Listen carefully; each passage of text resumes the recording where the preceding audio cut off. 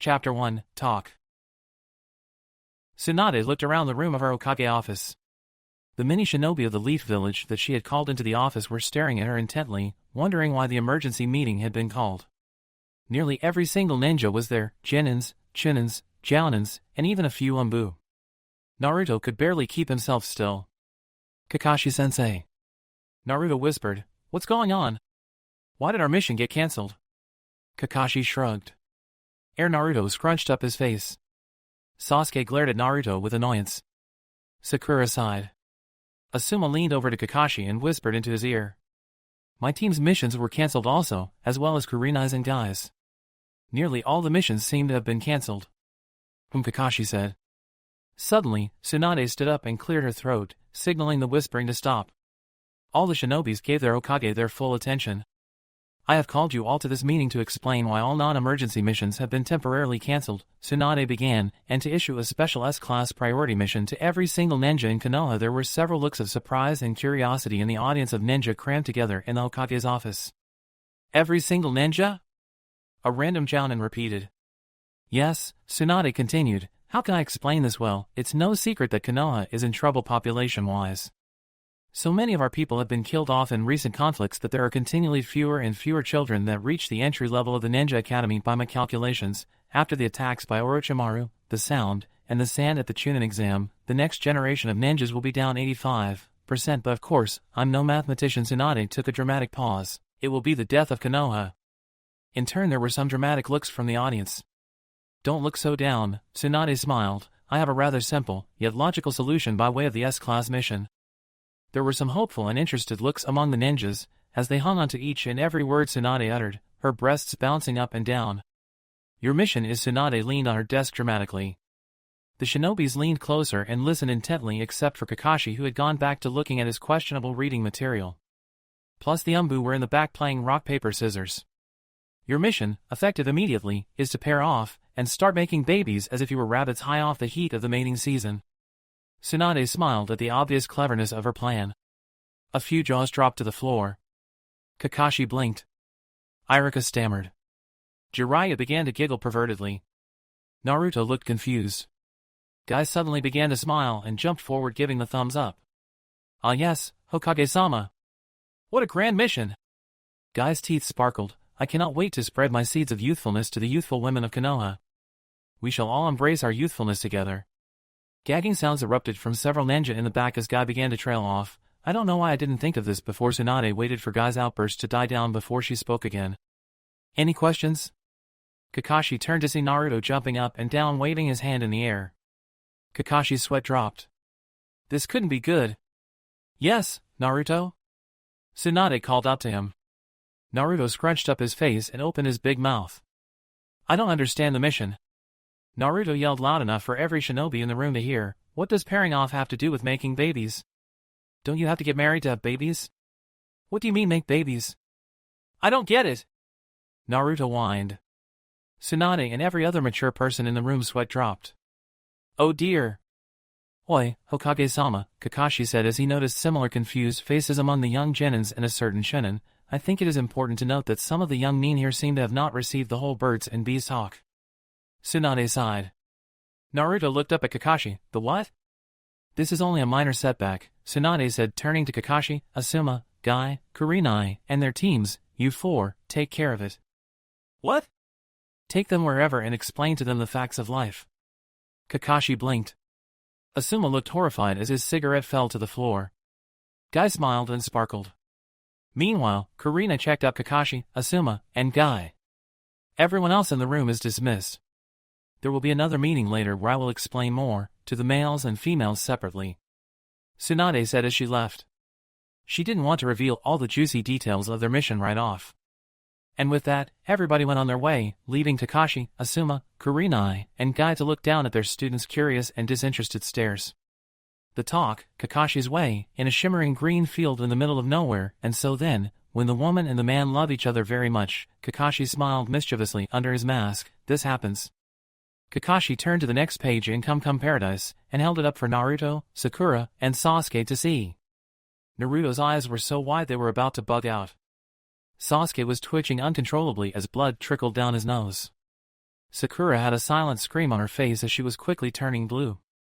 Kakashi giggled and turned a few pages, and held up the book again, and here's what making babies looks like. Guy's way, near a bridge with a babbling brook, and so, the lotus blooms from their love for each other. Guy made some sweeping hand movements and danced around his students, so too, can the lotus bloom for you. Yay! Gi-sensei. Lee clapped enthusiastically as Guy bowed, having just finished his explanation of the birds and the bees through euphemism-filled poetry and interpretive dance. Niji looked every so slightly ill with embarrassment. On the other hand, with this newfound information, Tenten blushed profusely as she checked out Niji's ass. Asuma's way, at Asuma's apartment, Asuma stared at his students. Ino, Chuji, and Shikamaru stared at him. Asuma took a drag of his cigarette. "A-sensei?" Ino questioned. Asuma blinked as though he suddenly remembered something and reached over and got something from his satchel. "Here's a porno video. There's the TV. I'll be back in an hour," and with that Asuma left. Shikamaru glanced at the videotape that was thrust into his hand and blinked. Kurenai's way, in a woodland clearing full of flowers. "How about open questions time?" Kurenai began. "Any questions?" Kiba, Hinata, and Shino are silent. Crickets chirp. "Okay," Kurenai sighed. "How about a demonstration?" "Hawa." That got their attention. Kiba. "Yes, sensei." "You be the woman, and Shino can be the man." Kiba nearly dropped dead. Shino looked slightly worried. "Hey wait sensei." Kiba sounded desperate. "I don't need this. I already know this stuff since my family works with dogs. I saw when Akamaru was born." Kurenai smiled. Her students were finally contributing to the discussion. "Okay, explain it to your teammates, then." Kiba's sweat poured from his face, but then he came up with something. "Akamaru. Bark! Bark!" Kiba reached into his satchel and pulled out a stuffed, hand-puppet toy dog and tossed it over to Akamaru. "Bark! Bark!" "What's that?" Hinata asked sheepishly. Kiba smirked. "That's Akamaru's special friend." Akamaru pounced upon his stuffed girlfriend. "What is he doing?" 1,000 years of therapy was needed all around. Chapter 2, Trauma. Kakashi ignored the squeals emanating from his young students and smiled, flipping to a different section of the book, holding it up for them to see. And this, boys and girls, is what a threesome looks like. Naruto, Sasuke, and Sakura's eyes went wide as they clung to each other in their shared horror. But, once they realized that they were in fact touching, and that they numbered 3, they threw their arms into the air, screamed, and backed up 20 yards in different directions away from each other. "Oi!" Kakashi called out to them. "Don't you want to see the chapters on oral sex and foursomes? Those are especially fun." The morning after the talk. "So, how did your talk with your students go?" Asuma, Kakashi, Guy, and Kurenai were all sitting at a restaurant, having met for breakfast this morning. Kakashi's sweat dropped. Guy jumped up on the table. It was a youthful display of youthfulness. "They loved every moment of my explanation as they breathed in the blooming lotus of love." Asuma blinked. "Well," Kurenai began, "my explanation went fine, but it was a bit of a waste in that both Kiba and Shino didn't even need the talk." "Really?" the other teachers said. Kurenai sighed. "At least Kiba said so, since he's seen lots of his family's dogs doing it, but it took forever to get Shino to say anything." "And?" "It turns out," Kurenai said, "that Shino is a sex therapist to his insects." Whoa, Asuma's cigarette fell out of his mouth. "Yeah, for when the bugs are having marital problems." Kakashi blinked. "So, Asuma, how did yours go?" Asuma lit up a cigarette. "Mine went a little too well." That lit up a light bulb of interest in all the instructors' faces. "Well," Asuma began as he had a flashback, "I gave them an instructional educational video to watch for an hour. But, when I got back, I found Ino with her tongue stuck down Shikamaru's throat." Looks of surprise were found on the other teachers. Asuma sighed. Turns out Shikamaru fell asleep halfway through the video, so, since it was dark, Ino decided to practice making out with Shikamaru, who she pretended was Sasuke. There was a pause. What did Chuji do? Chuji ate popcorn and watched the show. The video? No, Ino and Shikamaru. There was an awkward silence. So Kakashi, how did your explanation of the facts of life go? Kakashi shrugged. They'll live. Tsunade rustled the papers around in her office as she contemplated her next move. She had nearly finished filling out the mission details of Operation Multiply Like Rabbits. Shizun! She called out to her assistant, Shizun. I need you to go send out for another ninja meeting. Yes? Shizun answered. Call a meeting for all the male ninjas this afternoon, Tsunade explained, and a meeting for the women tonight. Yes, Hokage-sama, and Shizen paused before she left the room. Hokage-sama, is this really a wise idea? Won't we be weakened if every single woman in the leaf is pregnant? Don't worry, Shizen, Tsunade smiled cleverly, I've already sent out a request to our new allies of the sand. They're sending some people over to help with the defense of Konoha. The worry left Shizen's face. So go ahead and find yourself a hot studly man, Shizen. Tsunade smiled. Shizen saluted enthusiastically, yes, ma'am. After Kakashi's gentle introduction of the birds and the bees to his team, Naruto, Sasuke, and Sakura could not even look at each other. Well, actually Naruto and Sasuke could look at each other, but when they looked at Sakura or Sakura looked at them, oh each god. The mental images. Ack! And so Sakura ran off far away from Naruto and Sasuke to go talk with Ino, and Naruto and Sasuke ran off to go find comfort with their male peers. Apparently, the others had a similar idea, because soon, Naruto and Sasuke met up with Chuji, Shikamaru, Niji, Lee, Kiba, and Shino at the local restaurant. As they sat round the breakfast table, Sasuke was twitching uncontrollably as blood ran down his nose, Naruto was bleeding from his ears if that's even possible, Niji looked much paler than usual, Kiba had a raised eyebrow, Shino was just kind of there, and Chuji was chewing so loudly that he couldn't hear what Shikamaru was saying. Apparently, after they had arrived for breakfast, Lee had done a stunning reenactment of Guy's interpretive dance on the facts of life. There had been much gagging all around. But then Shikamaru began to casually describe all the sexual acts that he saw on the porno vid, causing bleeding and fainting all around. And now and so then, I woke up, my mouth tasting like tongue, to Ino yelling, "Oh Sasuke, Sasuke, Sasuke," Shikamaru said plainly. It was so troublesome Naruto began to laugh as Sasuke started having convulsions. Lee began to clap because he thought Sasuke was doing an interpretive dance of his own. Niji had flashbacks to Tenten grabbing his butt. Man, I wish some girl would stick her tongue down my throat, Kiba thought silently. Similarly, Ino, Sakura, Hinata, and Tenten found themselves at a different eating place, you know, the one that Naruto always likes to eat at. Sakura was in the middle of a rant. The horror! The mental images! The horror! Sakura whined, my sensei is a pervert. Mental images? Ino scoffed, you should have seen that porno video. Sakura twitched. Spill it, sista. Tenten exclaimed. Well, Ino smirked, it was pretty gross until I envisioned that it was Sasuke on the screen doing those things to me. Sakura fumed. Oh, Hinata peeped in her sheepish voice. It reminded her that she had wished that she was Akamaru, and that Naruto was the stuffed toy. Ah, Tenten said dreamily, what else? Ino grinned. Later on in the video, there were these two really hot guys that randomly started making out. It was so hot. So hot, Sakura, Tenten, and Hinata repeated as if in a trance. Attention! All male ninjas report to the Hokage's office. A random messenger dude was shouting as he ran down the street and past the restaurant. Unluckily for Naruto and company, they happened to be dining in the same restaurant as their senseis, who quickly noticed them and dragged them off to the meeting with Tsunade. Except, of course, Kurenai, who is a woman. Her male students, Kiba and Shino, decided to go with Guy's team to the meeting, since, out of the three senseis, he seemed the most normal. Of all people, Jiraiya was the first to arrive at Tsunade's office.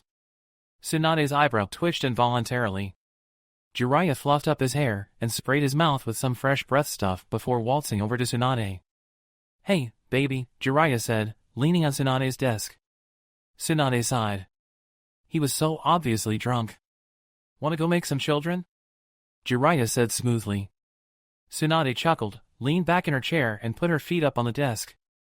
Oh, Jiraiya, Tsunade looked amused. You forget my age, Jiraiya hiccuped. Eh? I'm menopausal. Tsunade said, as she heard a door creak. You're what? A voice from the back said. Tsunade looked over to see all the guys from the restaurant that had just walked through the door. Naruto pulled on Kakashi's jacket. Sensei. Naruto whined, what's menopause? Kakashi's sweat dropped. Not again. Chapter 3, Mission Details.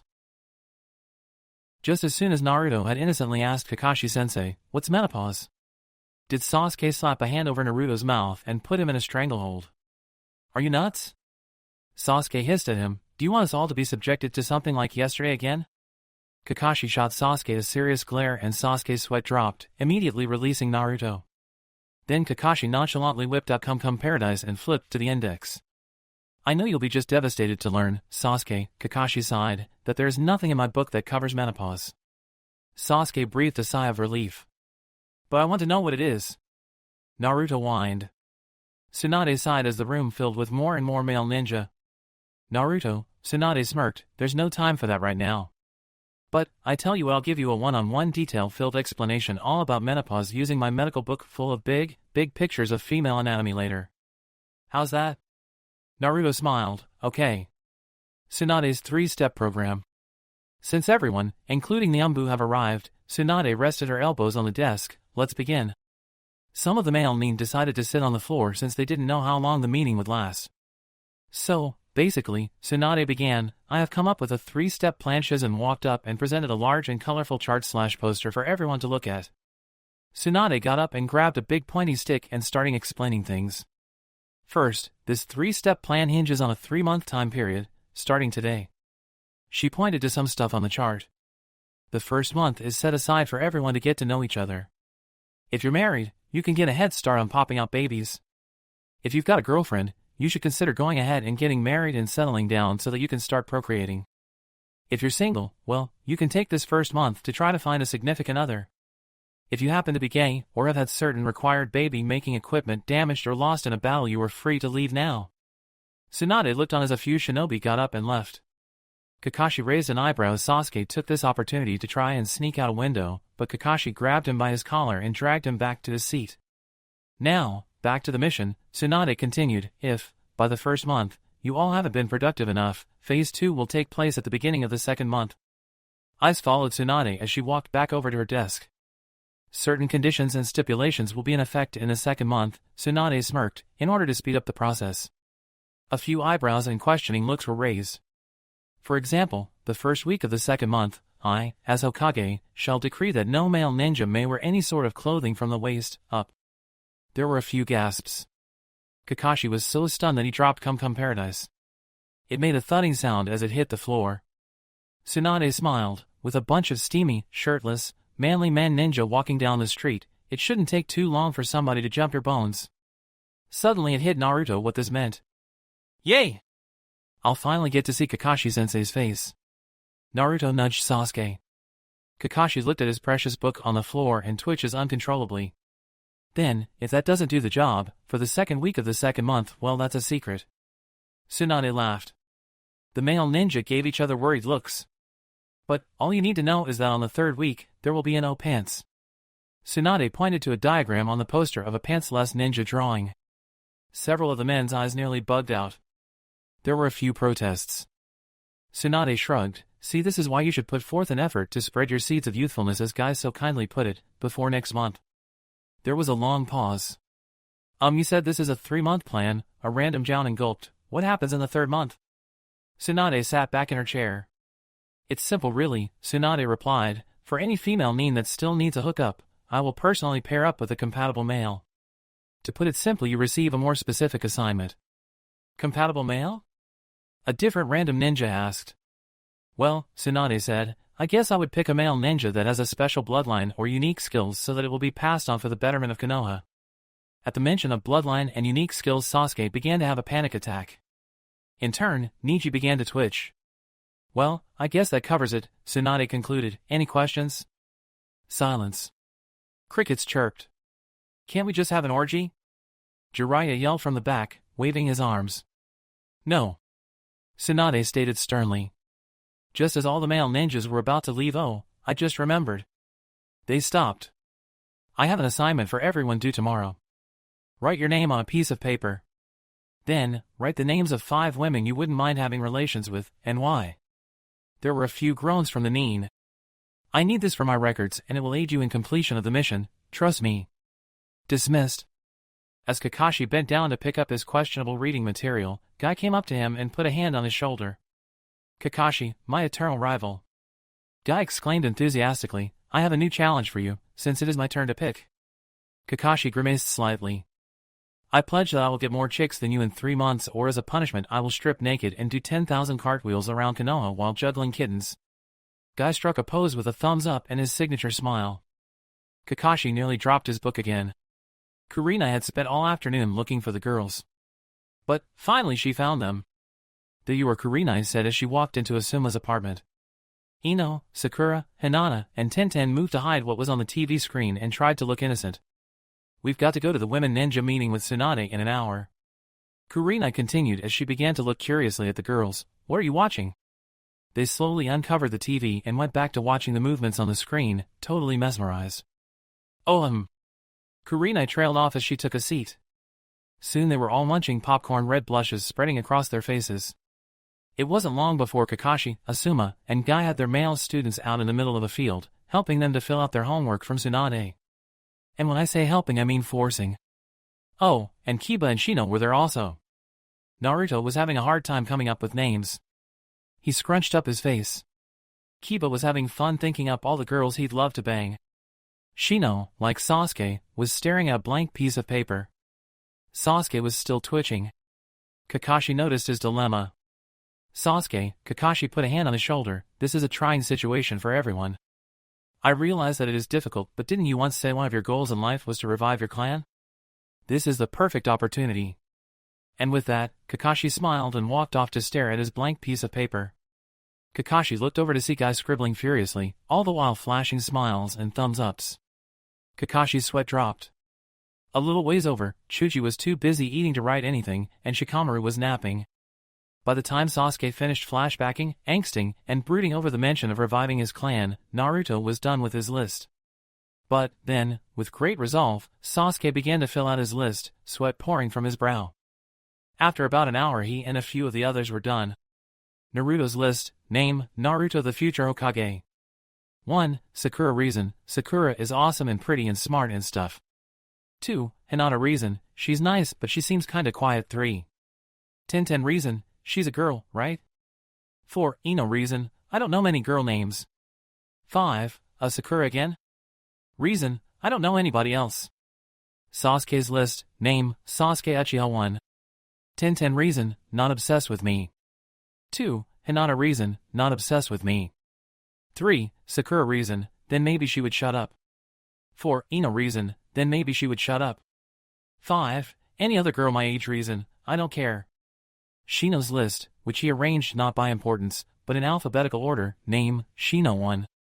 Hinata reason, breathing female. 2. Ino reason, breathing female. 3. Sakura reason, breathing female. 4. Shizen reason, breathing female. 5. Tenten reason, breathing female. As Kakashi tapped his pencil in contemplation, trying to decide what to write, he happened to look over at Guy, who smiled and held up his papers to see. Kakashi blinked. Guy had written 10 pages worth of names. Chapter 4: Too much information. Sasuke and Naruto, having completed their lists, handed their papers to Kakashi, who glanced over them before nodding, letting them know that they had completed the task satisfactorily. "You're free to go, now," Kakashi said. Sasuke immediately took off running to go hide in his room, even though he knew he was probably only delaying the inevitable. He figured it was only a matter of time before a zillion girls he did and didn't know would come a-knocking at his door. Naruto, on the other hand, decided to hang around and see what the other guys were doing. List o' names. Asuma noticed that Kakashi's students were already finished, so he decided he better check on Chuji and Shikamaru. Asuma walked over to find Chuji stuffing himself with potato chips, while Shikamaru was stretched out, looking at the clouds pass by. "Are you guys done?" Asuma asked, bending down to look at them.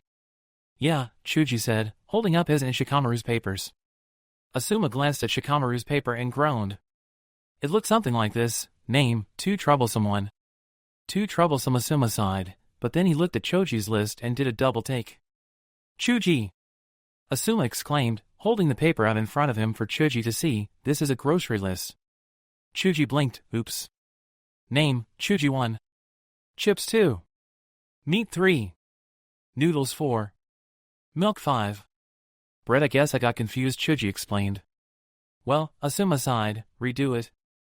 And, if Shikamaru doesn't look like he's going to fill out his, feel free to fill it out for him." Meanwhile, Lee had just presented his paper to Guy. Lee smiled at his sensei. Guy looked at the paper intently. Suddenly Guy put his hands on Lee's shoulders and looked into his eyes sympathetically. "Lee," Guy said, "I do not wish to burst your burning flames of passionate youthfulness, but you cannot write down the same girl's name 5 times no matter how youthful and luscious like the blooming lotus she is." Lee looked slightly downcast. Do not fret, Lee. Guy said, jumping up, smiling, with a thumbs up. With your winning smile and stylish green outfit, the women will find you irresistible. Guy-sensei. Lee exclaimed with tears of happiness. Lee! Guy hugged his student. Guy-sensei. Lee! Guy-sensei. Niji, Shino, and Kiba, papers in hand, could only stare. Over in the Hokage's office, the meeting of the female Jinin, Chunin, Jounin, and Umbu with Tsunade was in progress. Tsunade had just finished an explanation of the three-step program's first month, similar to that of what she had said to the male shinobi when and then things will get interesting in the second month. When Tsunade paused and looked around, what's that noise? A dripping sound? A few women in the audience shrugged. Drip drip drip. Tsunade happened to look up. She narrowed her eyes. There was Jiraiya, hanging upside down outside the window, with a ridiculous look on his face. Apparently, from where he was hanging, he could see down the breasts of every female ninja in Tsunade's office, including Tsunade. The blood that spilled from his nose made dripping noises as it hit the floor. Tsunade frowned. Jiraiya! She yelled. All the women turned to look at him in disgust. Jiraiya, Tsunade continued as she tapped her fingers on her desk impatiently, if you didn't know, this is a women's only meeting, so, if you don't miraculously grow a vagina within the next 5 seconds, suggest you leave. Jiraiya gulped. He laughed nervously, as he quickly disappeared from view. Ugh. Tsunade sighed. Now then, as I was saying, there will be some conditions and stipulations during the second month. The first week will be a surprise, but you don't need to concern yourselves. But, on the second week, there will be a suggested dress code for all female ninja consisting of nothing but bikini tops and short shorts. Yeah, baby! Came an ecstatic voice from outside. A blood vessel was about to pop out of Tsunade's forehead. Jiraiya! Tsunade exclaimed. When I said leave, I meant leave, not go around to the other side of the building and sit with your ear against the door. Silence. Okay, Tsunade sighed. Are there any questions? Anko casually raised her hand and stepped forward. Yes? Hokage-sama, Anko said with her hands on her hips, if I am to assume that the dress code is meant to help us attract potential ladies, I have a better idea. Really? Anko smirked as she took off her jacket. Why don't we all just wear nothing but clothing that consists of sexy, see-through fishnet material? Tsunade thought for a second. Sure, that sounds fine. There is a god! Came another outburst. Jiraiya! What did I just tell you? With that, Jiraiya finally went elsewhere. For real? Wow, Jiraiya thought to himself giddily as he went to the nearest shop to buy an extra thick notepad. The way things are going, in 3 months' time I'll have enough material to write 10 more volumes of Come Come Paradise. Naruto ran over to Kiba and Niji, who were standing around. What ya doing?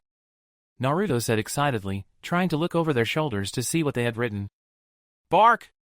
Bark! Akamaru greeted Naruto as Kiba smirked as he showed off his list to Naruto. Check it out! Kiba said with a smile. Naruto blinked as he looked it over. Name, Kiba-1. The Hokage's assistant reason, nice legs. 2. That Chunin exam proctor with the see-through clothes reason, huge jugs. 3. That brown-haired girl at the ramen shop reason, nice rack. 4. Ino reason, maybe she'll stick her tongue down my throat. 5. Hinata reason, she's a cutie. Naruto agreed with a nod. The girl at the ramen shop sure does have a nice rack full of all sorts of yummy food in the back of the store. What? Kiba asked, blinking. Naruto quickly lost his train of thought, and his eyes wandered over to Niji's paper. Oh, Niji! Naruto exclaimed with interest. As soon as Niji saw Naruto staring at his paper, he flinched and quickly moved to hide it away, sweat forming at his brow. Niji, Niji, Niji! Naruto laughed mischievously, his shifty eyes focusing on Kiba. What? Kiba asked curiously, moving closer to Naruto and Niji. Nothing. Niji stated. Naruto smirked and ripped the paper away from Niji before he had a chance to react and showed it to Kiba, much to Niji's horror. Check out who's at the top of Niji's list, Naruto said. Kiba looked at the paper. At the top of the page were 2 simple words. 1. Kiba's sister, dude. Kiba's eyes went wide. You did not. Niji blinked before snatching his paper back and running off to turn it into Guy. Kiba pursued him. Come back, Hyuga! About 10 minutes later, all the teachers finally, and miraculously, had all the students' papers in hand, despite the fact that Kiba looked very cross. Kakashi went around and collected all the lists from Guy and Asuma. Then Kakashi spun around. "Oi, Naruto!" Kakashi called out. "Yes, Kakashi-sensei?" Naruto said enthusiastically as he ran up to him. Kakashi thrust all the papers into Naruto's hands. "Eh?" Naruto asked curiously. Kakashi smiled. "Why don't you go turn these into Tsunade, since you will be heading over there anyway to get your talk on the wonders of menopause?" Naruto grinned. "All right." Naruto arrived at Tsunade's office just as the women's meeting was ending. He caught the tail end of the conversation. "Remember, I want your lists of preferred men by noon tomorrow," Tsunade called out. Naruto struggled to squeeze through the door as several large-breasted ninja were trying to leave at the same time. He passed by Sakura and Ino, who were chatting away so intently that they didn't notice him. "Naruto!" Tsunade said as she noticed him. "Come for your talk, I see." "Yeah," Naruto said enthusiastically, "plus I brought these." Naruto plopped the papers on the Hokage's desk. "Thanks, Naruto," Tsunade said as she pulled out her medical book. Pull up a chair as soon as Sakura got home. She didn't waste any time filling out her list. Name, Sakura 1. Sasuke reason, there are not enough words to describe his awesomeness. 2. Lee reason, he's so hung up on me that if I let him, he would gladly be my manslave. 3. Shikamaru reason, if it's dark and I pretend he's Sasuke. 4. Naruto reason, if he keeps his mouth shut, it's dark, and I pretend he's Sasuke. 5. Kakashi-sensei reason, I can't believe I just wrote that, but I have to find out what's under that mask. 3 long hours had passed since Naruto had entered Tsunade's office. "Well, Naruto," Tsunade said as she flipped through her medical book, "I think that covers everything I have on female menstruation and menopause. How about we skip a few pages and move on to the chapter on sexually transmitted diseases complete with pop-up illustrations?" No answer. "Naruto?" Tsunade looked up from her book. Naruto was currently on the floor, passed out, and foaming at the mouth. Naruto? Chapter 5, Lists and Letters. Shikamaru stirred and opened his eyes. He blinked. Instead of clouds, he was now looking at stars. He sighed. "You finally wake up, Shikamaru?" Shikamaru turned his head to see Chuji sitting a few feet off, munching some chips. "Where did everyone go?" Shikamaru said as he sat up. "Where did my list go? Did you turn it in or something?" Chuji blinked. "Well, everybody got done and left. I turned in our lists, but Asuma said yours was incomplete, so I redid it for you. What?" Chuji then explained what he wrote down to the best of his knowledge. Name, Shikamaru. 1. Ino reason, I like blondes. 2. Tintin reason, her hair reminds me of Cinnabons. 3. Hinata reason, she's okay. 4. Sakura reason, her hair reminds me of pork. 5. Tamari reason, I really like blondes. Shikamaru paused. That doesn't sound like me at all, Shikamaru said flatly. Chuji shrugged. I doubt that it matters that much. You do realize that Tamari is not even from our village, Shikamaru sighed. She wasn't a very logical choice to put on that list. Chuji blinked. Oops, Shikamaru closed his eyes and thought for a moment. Did you just take your list and copy it word for word to mine? Shikamaru said as he stood up. Maybe, Chuji said with a small smile. Shikamaru sighed as he helped Chuji up. This is so troublesome. The lists are in. Naruto, are you alright? Naruto twitched slightly. Tsunade frowned. It couldn't have been that bad, could it?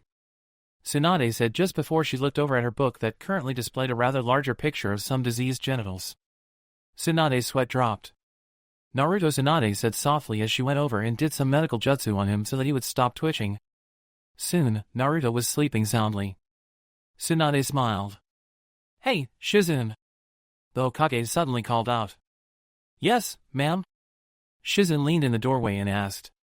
Tsunade picked up Naruto. Can you put Naruto on the couch in the other room? Hopefully he'll wake up in a little bit so that he can make his own way home. It's getting late. Shizune went over and took Naruto from her. Yes, Hokage-sama. Just as soon as Shizune had closed the door and left, Tsunade pranced over to her desk. She promptly picked up the stack of papers left by Naruto, along with all the many others that had been turned in, leaned back in her chair, and propped her feet up on the desk. Now, for some entertainment. Ino sighed happily, sitting at her desk in her room. Like Sakura, she had stayed up late to finish her list. Ino picked up and kissed her piece of paper before she sat it down, turned off the light, and went to bed.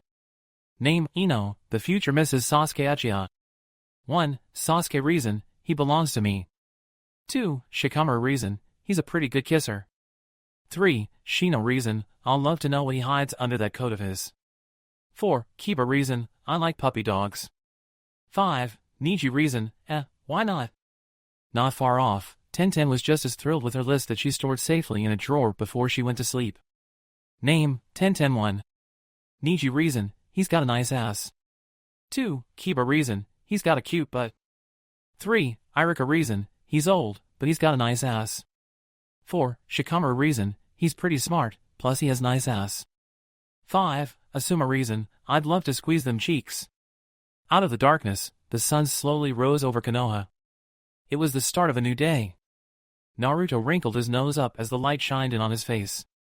He tried to ignore it and go back to sleep, but he kept getting jolted awake again and again by a strange sound in the distance that started to get louder. Rustle rustle hee ha ha. Naruto tried to ignore it.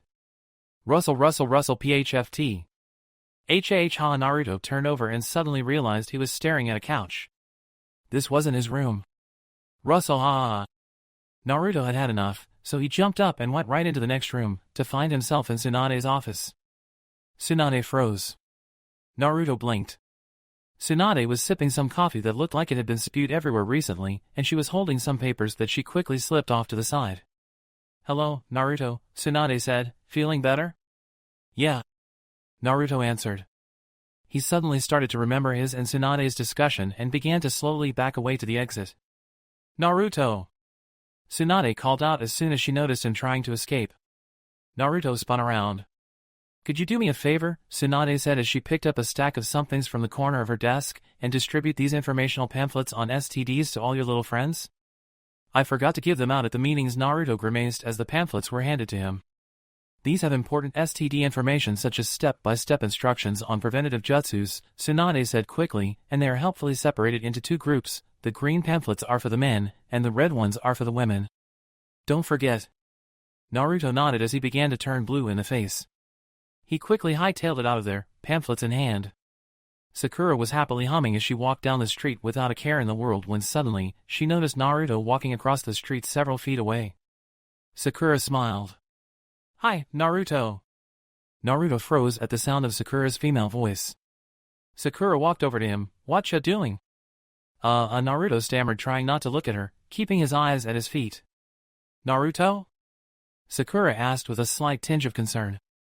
Naruto gulped and slowly held a pamphlet out to her. But then, he made the mistake of actually looking up at her in order to hand it to her. Naruto just couldn't take it any longer. Suddenly, he dropped all the pamphlets he was holding and pointed at Sakura accusingly. You're all sick. Sick, sick, sick, sick, sick. Naruto exclaimed shakily, you all, and you're bleeding from there's so much blood. Then, Naruto promptly ran over and started throwing up into a nearby trash can. Sakura blinked. She looked at Naruto, and then she looked at herself. Blood? Sakura asked herself curiously. She looked at her arms, she looked at her legs, her feet, and she even turned around and looked at the back of her legs. She didn't understand. She didn't see any blood. What could he suddenly she noticed a tiny red spot on her shirt. Oh, Naruto, Sakura said slowly, pointing to the spot on her shirt, it's just a bit of tomato paste that got on me at breakfast this morning. Naruto was too busy being able to hear the explanation. Naruto? Sakura said, taking a step closer, but then she stepped on something. Sakura looked down and picked up the object underneath her foot. What's this? Sakura asked no one in particular as she unfolded the pamphlet. There was a pause. This, Sakura shrieked at the top of her lungs, this is full of penises. She had just happened to pick up the wrong pamphlet, the green one, the one for the men. Sakura gasped, looking closer, picture after picture after picture of them. There was a long pause. I've got to show Ino. Sakura exclaimed as she grabbed a handful of pamphlets and took off running down the street. The clock struck noon just a few moments ago in the Hokage's office, and all the lists of the men and women were in. Kurina was just leaving from turning in the girls' papers. While she was there, she had seen a female Umbu appear and disappear from Tsunade's office, having left a rather large stack of papers. Tsunade smiled cleverly as she began to arrange 2 neat piles of papers, one for the guys and one for the gals. Shizen sat in a chair and watched. Shizen, Tsunade began, something on your mind? Shizen looked over. What are you going to do with those? Shizen asked. Why did you want them, really? Well, Tsunade explained, they serve for important purposes. Shizen listened closely. First, Tsunade said, selecting a paper from each stack, I can cross-reference these, and when I find female ninja A on male ninja B's list and male ninja B on female ninja A's list I can do this. Shizen watched as the Hokage picked up 2 colorful letter-sized blank papers and began to write. Let's see, Tsunade began to read aloud as she wrote, Dear Sasuke, you are an amazing specimen of male ninja-ness. You are awesome. I love you. If you meet with me tomorrow night at your place, I promise I'll shut up about you afterward. Love, Sakura. Shizen gaped at Tsunade. And then, Tsunade grabbed a different paper and began to write, Dear Sakura, you're not so bad. Come meet me in my room tomorrow night. Just don't talk too much. Sasuke. How Shizen started. The key is in the reasons they listed. Shizen watched as Tsunade then put the notes in envelopes and addressed them. It makes it fairly easy to make it sound like the real person unless, Tsunade laughed, holding up a particular page. Your name is Kakashi, and you neglect to list a word of explanation by any of your names. Far away, completely naked in his shower, Kakashi sneezed. So Shizen spoke up, what if Sakura and Sasuke don't meet? Tsunade smirked, simple, I'll just send out a different letter to them from other people the next day. Same with everybody else. What about me, Hokage-sama? Shizen asked curiously. Tsunade sighed, you'll be the only one who knows that the letters aren't real. Wait, you said there were 4 purposes to the lists. Shizen mentioned, what are the others? The Hokage leaned back in her chair and put her feet up on the desk. I'm gonna start 3 different betting pools that all of Konoha can participate in for the 3-month time period.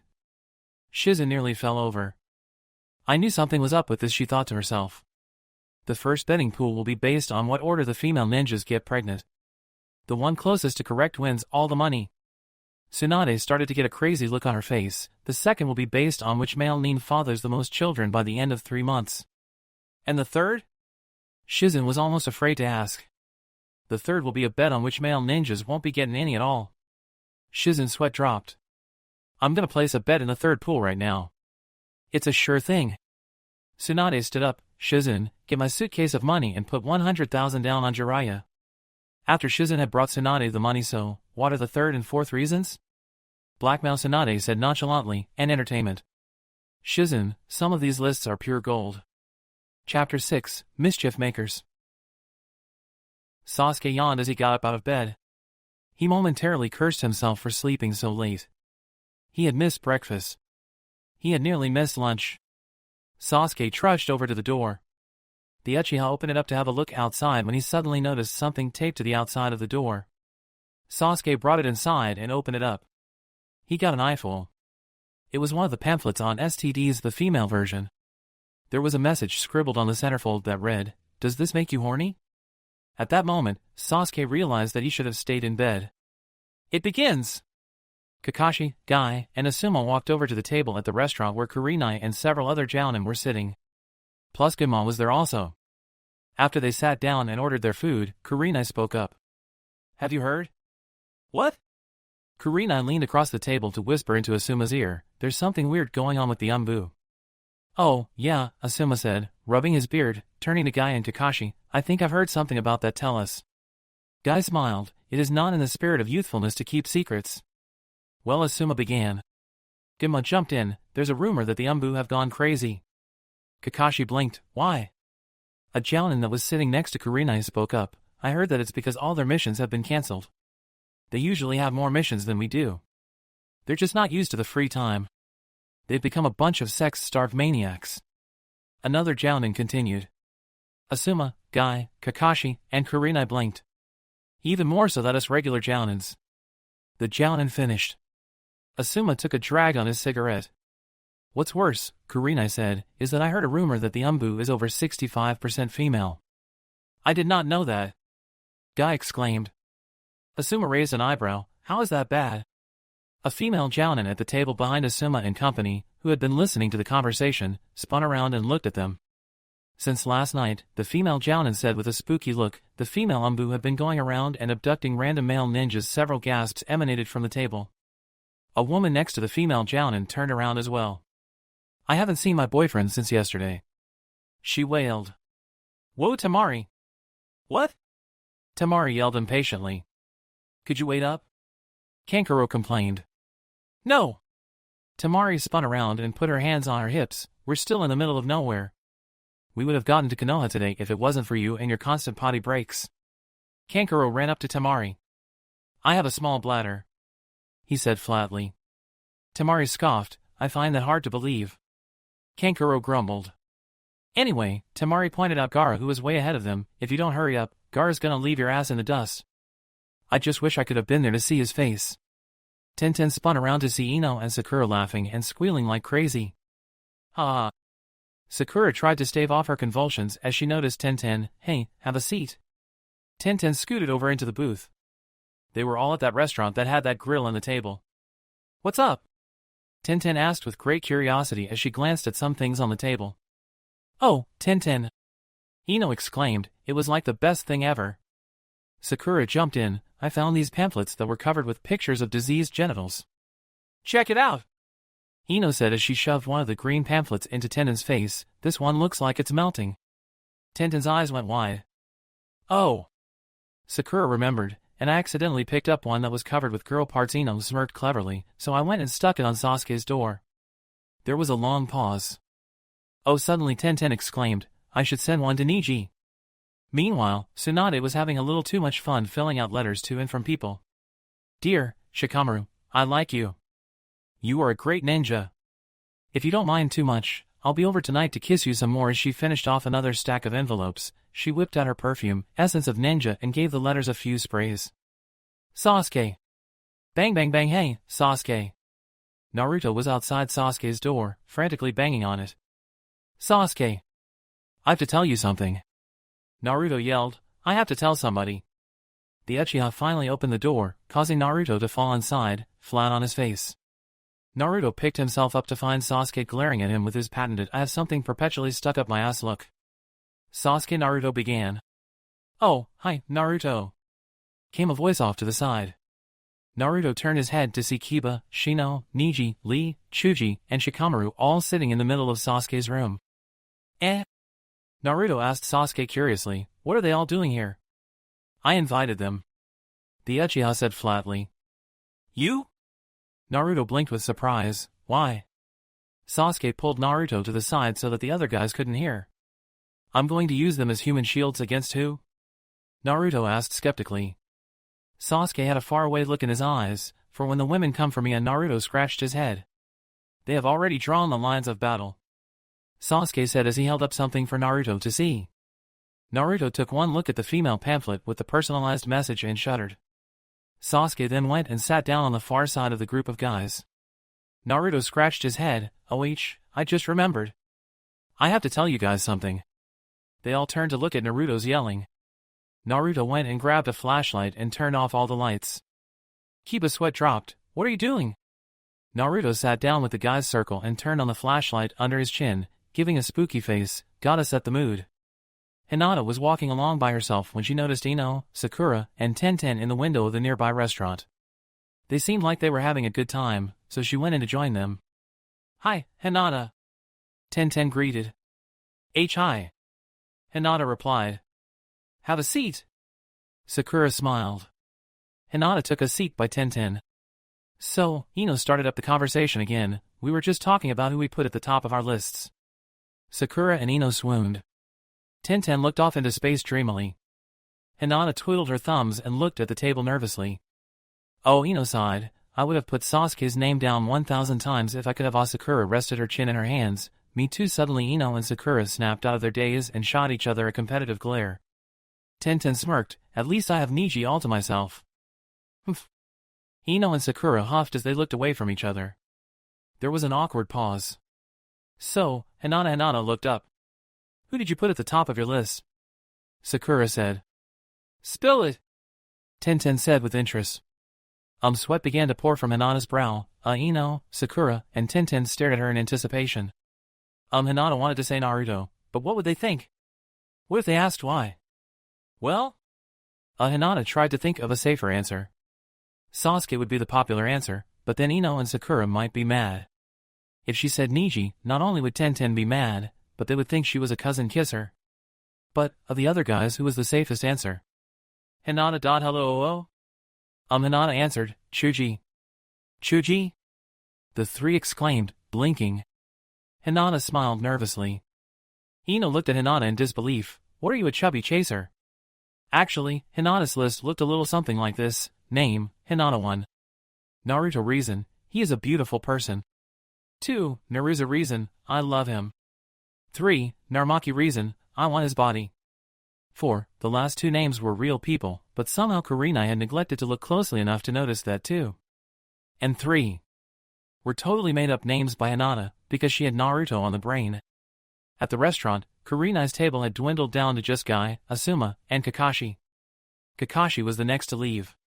Well, see you later, Kakashi said as he waved, got up, and made his way to the exit. Bye. Bye, Kakashi. Farewell, my eternal rival. Kakashi rounded the corner and made his way down the middle of the street. He got out his Come Come Paradise book and started to read it as he went. Suddenly, Kakashi felt a shadow pass in front of him. He paused. Kakashi looked up from his book to see an Umbu with large breasts standing in front of him, blocking his path. Kakashi blinked. Within moments, he was surrounded. The copy ninja lowered his book to see that he was flanked on all sides by no less than 7 female Umbu. Kakashi's sweat dropped. And they bleed, Naruto said chillingly. Kiba spoke up, trying to look smarter than everyone else. Everybody bleeds when they get cut. Kiba crossed his arms. Everyone turned to look at Naruto's face in the flashlight. Yeah, girls bleed when they get cut, but Naruto's eyes went wide. They also bleed without getting any cuts at all. Gasps. Lee and Niji's eyes went wide. Oh. My God! Kiba shrieked with his mouth gaping wide open. Shikamaru twitched slightly. Chuji fainted. Shino was so shocked, his glasses fell off. And as for Sasuke, he went and hid under his bed like a man. Chapter 7, What is Love? Kakashi blinked and looked around. He was definitely surrounded. He addressed the Umbu in front of him that was wearing a white animal mask of a fox. What do you want? Kakashi asked. You! She replied. I lusted after you all throughout your time in the Umbu, said an Umbu to Kakashi's right that had a similar mask of a dog. You and your tempting body, purred an Umbu to Kakashi's left who wore a tiger mask. Just what is underneath all those clothes? The women took a step closer to the copy ninja. So much unresolved sexual tension, an Umbu with a rabbit mask said playfully from behind Kakashi's back, I was just devastated when you left. I want your babies. Another Umbu with a wolf mask exclaimed. We all do, the fox said in a low voice, addressing Kakashi. Get him! Before Kakashi could react, the 7 female Umbu grabbed him and took him off to parts unknown. Love is in the air or not? Dad just happened to be looking out the window of the restaurant at the right time to catch a very strange sight indeed. He watched as his eternal rival Kakashi was grabbed by his arms and legs, hoisted into the air, and toted off to who knows where. He just suddenly disappeared. Gasp! Guy exclaimed, jumping out of his chair suddenly, scaring Kurenai and Asuma half to death, my eternal rival. Kurenai and Asuma watched curiously as Guy ran out the exit and back around till they could see him out the window from which he had been looking. Kakashi! Guy yelled as he looked all around the street, Kakashi! Suddenly Guy's foot hit something. He looked down to see a certain little orange book in the dust. Guy's eyes went wide. It was Come Come Paradise. In the name of all that is youthful! Guy screamed at the top of his lungs, jumping around and waving his arms in the air in distress, my eternal rival's been kidnapped. Guy dropped to his knees, damn you! He shook his fist in the air, picking up the book with his other hand, you made him drop his porn. Kurenai and Asuma blinked as they watched through the window curiously at Guy flapping his mouth and jumping about. Fortunately for them, the window's glass appeared to be soundproof. Guy dropped the orange book dramatically and jumped up, striking a pose and pointing to the sky. Don't worry, Kakashi! Guy exclaimed, I'll save you. Asuma and Kurenai watched as Guy took off running. Guy did not even stop to consider that maybe, at the moment, Kakashi didn't want to be rescued. Now that Guy was gone, Kurenai and Asuma were left at the table all alone. I wonder what got into him. Asuma pondered aloud. Kurenai scooted closer to him. She looked over at Asuma and smiled slyly. How'd you like to get into me? Tsunade picked up a huge stack of envelopes and handed them to Shizune. Mail these ASAP. And so, Shizune was off to deliver the notes to the express mail shinobis that ran around on rooftops and delivered mail by attaching envelopes to kunai and throwing them at people's houses. A few hours passed by in Konoha, and it was now late afternoon.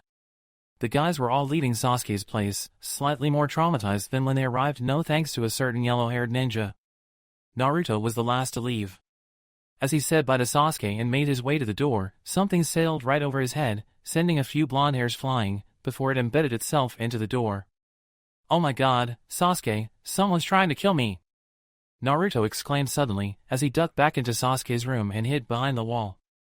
"Stupid," Sasuke addressed Naruto, pulling the kunai out of the door, "it's just the mail." "Mail?"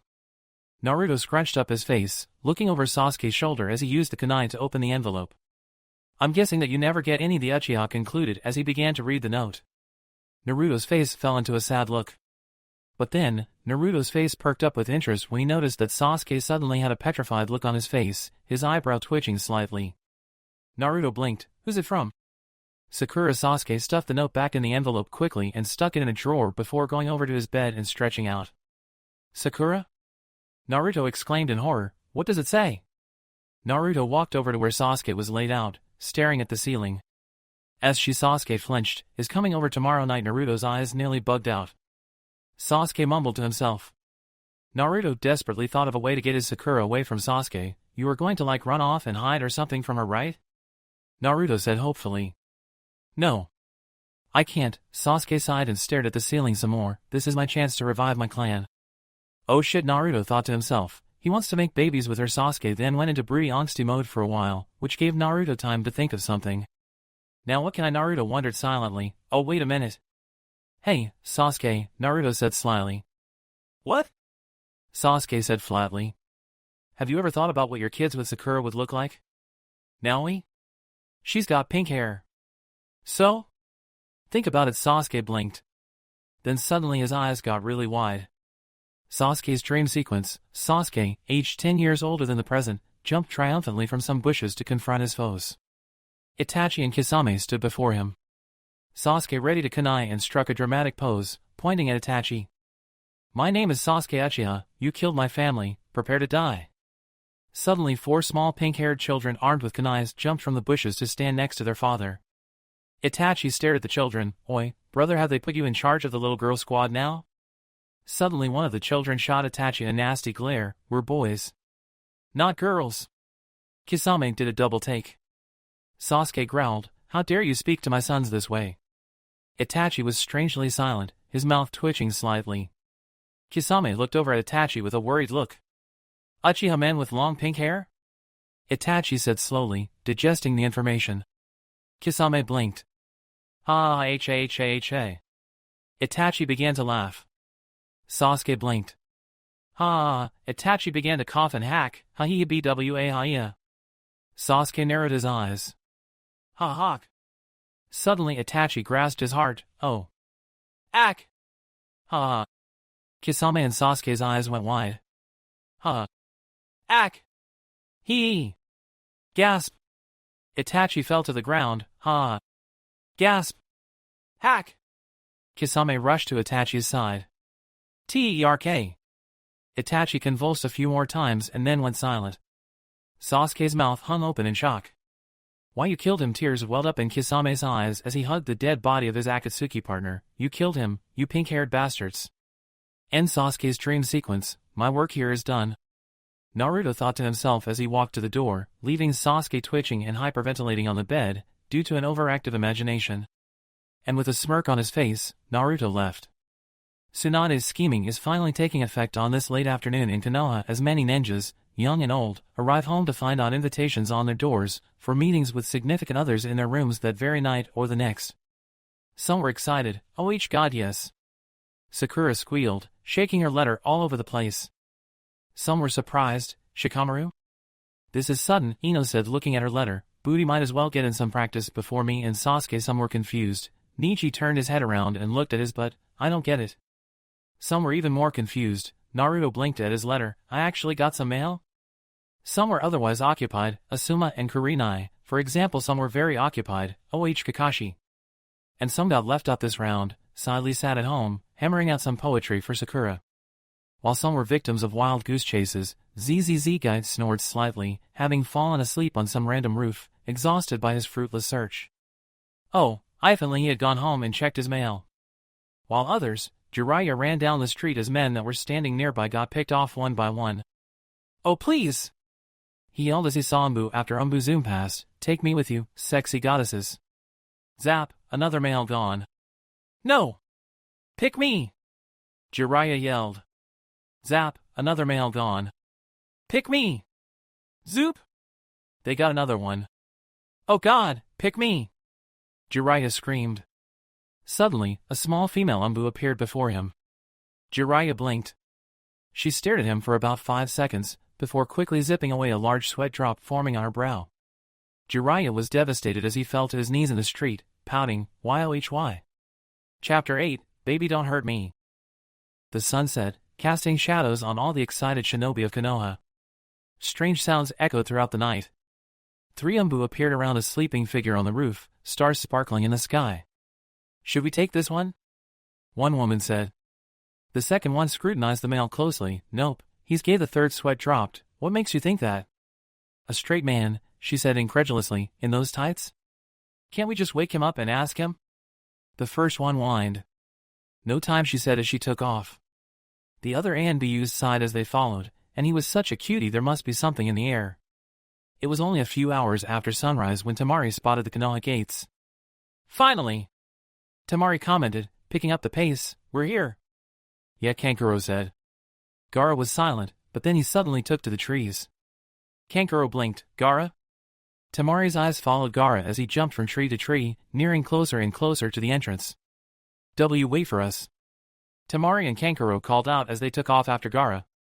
By the time Temari and Kankuro reached Gaara, they all found themselves right inside the village gates. Gaara simply stood like a statue, staring off in no particular direction, with his signature badass look on his face, while Temari and Kankuro huffed and puffed behind him, trying to catch their breath. "Gaara," Temari breathed. "Thanks for waiting up." Kankuro nodded in agreement. Then Gaara walked off. "Gee, Gaara?" Kankuro stammered as Gaara just went off down the street without them. Temari blinked. Kankuro and Temari shot a look at each other before getting up and following after their brother. It only took a moment to catch up to him. He wasn't walking very fast. Gaara?" Temari asked from right behind him. Gaara didn't reply, but he did stop suddenly before he started walking in a different direction. "Gaara," Kankuro's sweat dropped nervously. "The Hokage's office is in that direction," Kankuro said, pointing the opposite way. The red-haired ninja of the sand ignored him. Kankuro stopped and stared at Temari, searching for answers. Temari could only look back at him and shrug her shoulders in confusion. As they continued to follow Gaara, Temari's ears alerted her to a strange sound. "Do you hear that?" the blonde asked Kankuro. "Yeah," Kankuro listened. "Is that music?"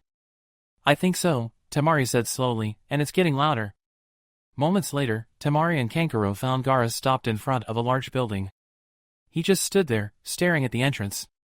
Temari and Kankuro could hear the music blaring through the double doors. Several minutes passed. Then, without warning, Gaara pushed the doors open. They were greeted with an amazing sight. Temari summed it up nicely. "What the fuck?" Several dozen Konoha Umbu danced and jumped around as strobe lighting streamed over their bodies, shining in various bright neon colors. Gaara's mouth parted slightly as his eyes lit up with newfound curiosity. He took several steps into the room and looked all around. A song with a fast dance beat played loudly throughout the room. "What is love? Baby, don't hurt me no more. What is love?" Temari and Kankuro watched as a tall Umbu moved through the crowd, past some other Umbu who were dancing in a manner that some might consider very inappropriate. The tall female Umbu, who wore an animal mask of a raccoon dog, walked right up to Gaara. Gaara looked up at her as she bent down on one knee to his eye level. The raccoon dog Umbu held out a small flower to the red-haired ninja of the sand. Kankuro and Temari looked on in awe.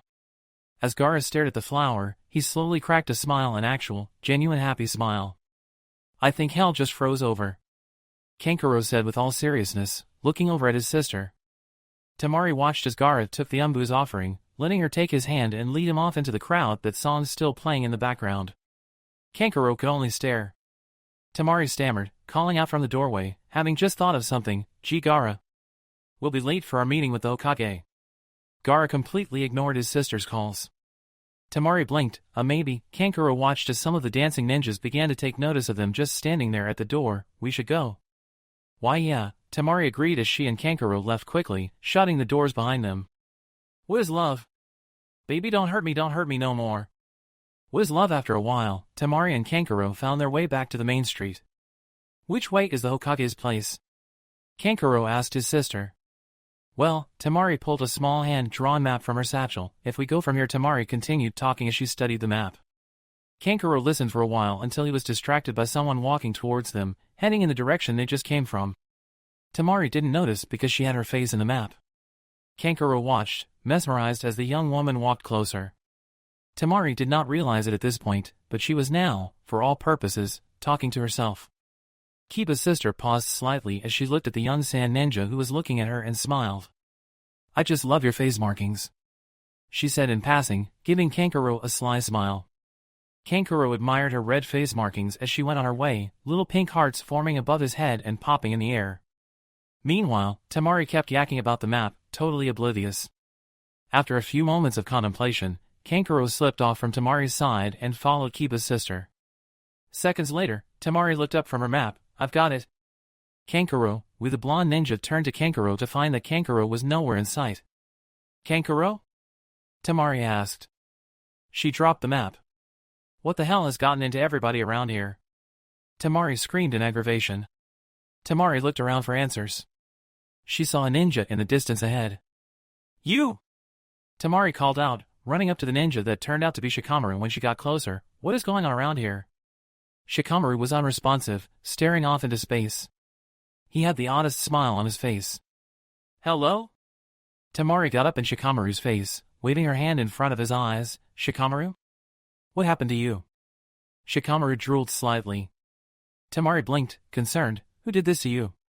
Knock knock knock. Oh, hi, Tenten. Ino said, opening the door. Hey, Ino. Tenten replied, thanks for inviting me over this morning. Last night was so crazy.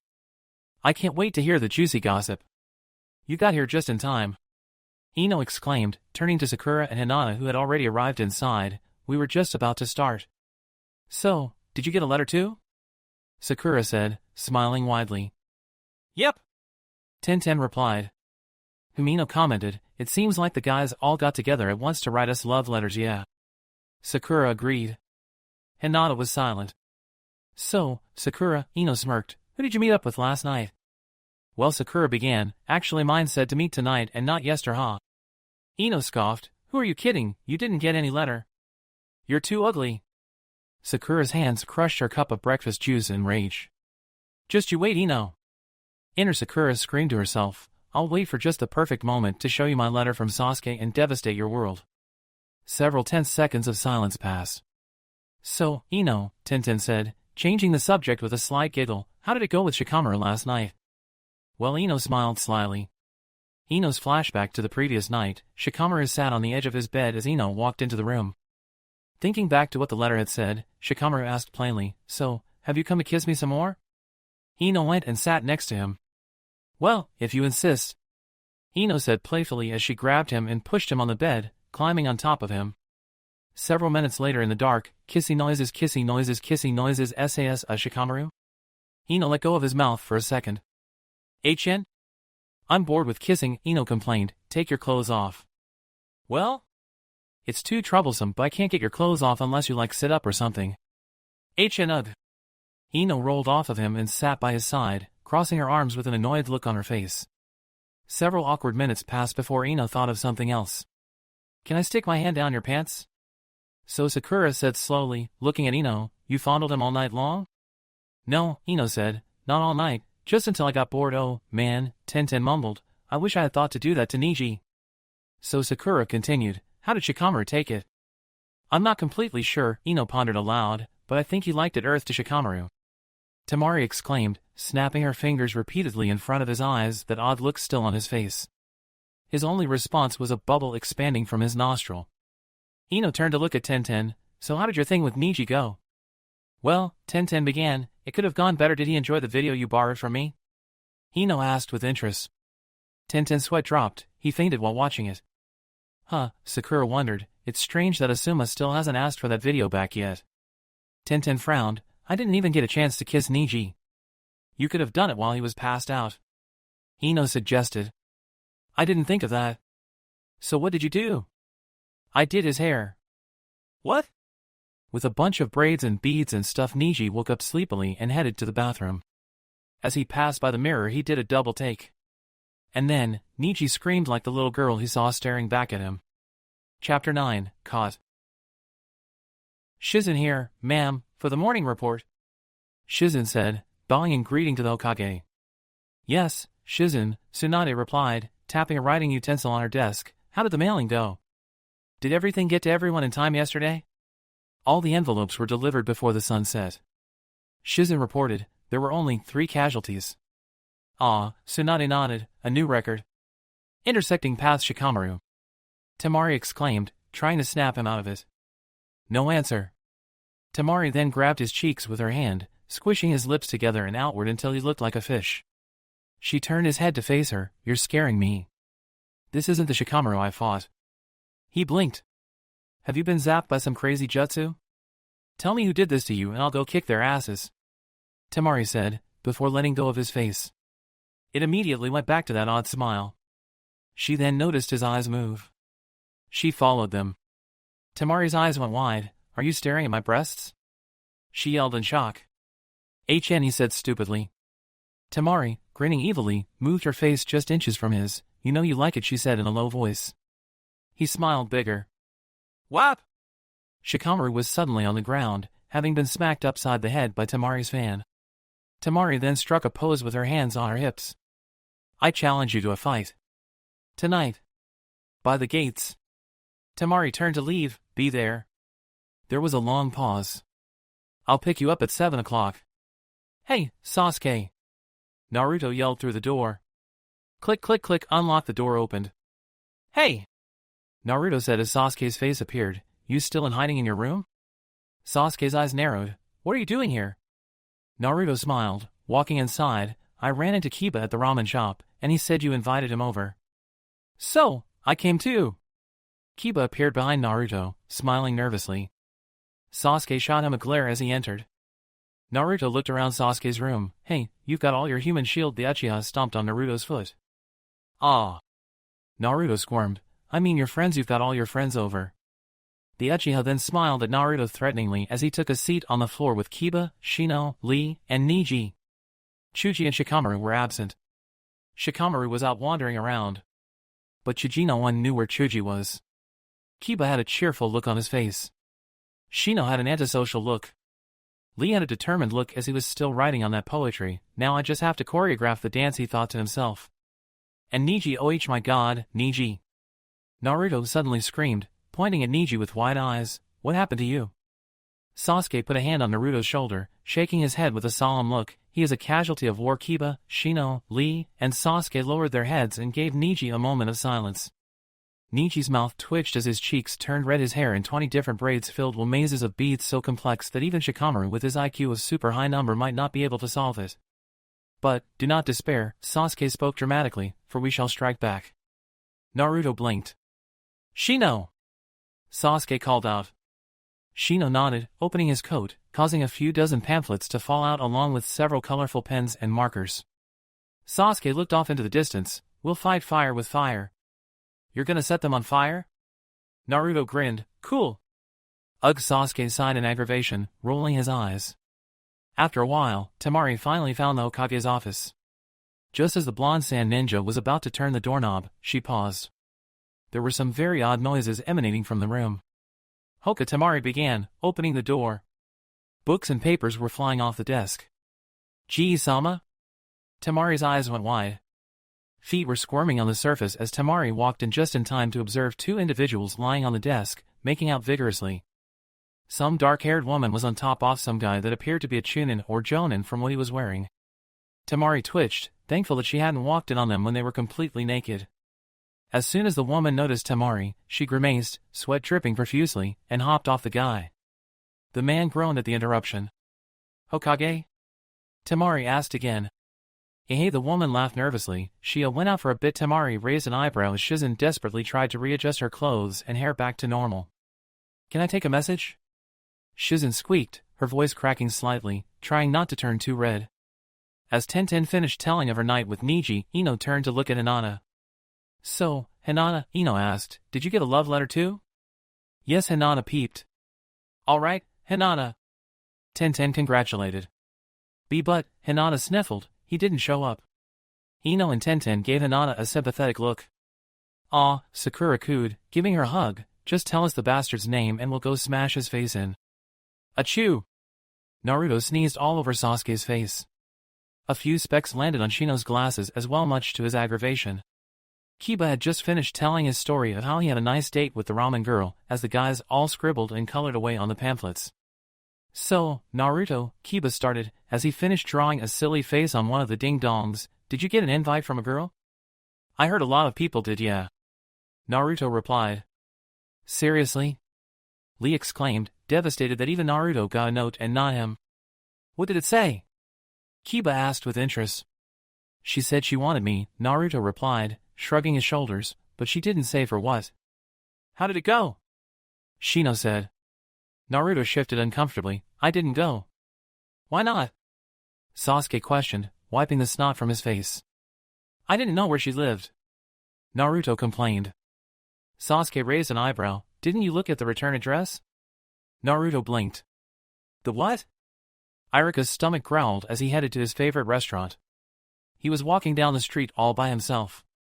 Every now and then he would look up at the roofs with a tinge of paranoia. The street was oddly empty. He had heard the rumors and he was anxious. As he was walking, he noticed something just lying in the road up ahead. Irika blinked with curiosity. It wasn't long before he was upon the object. Irika reached down and picked it up. It was a small orange book that looked very, very familiar.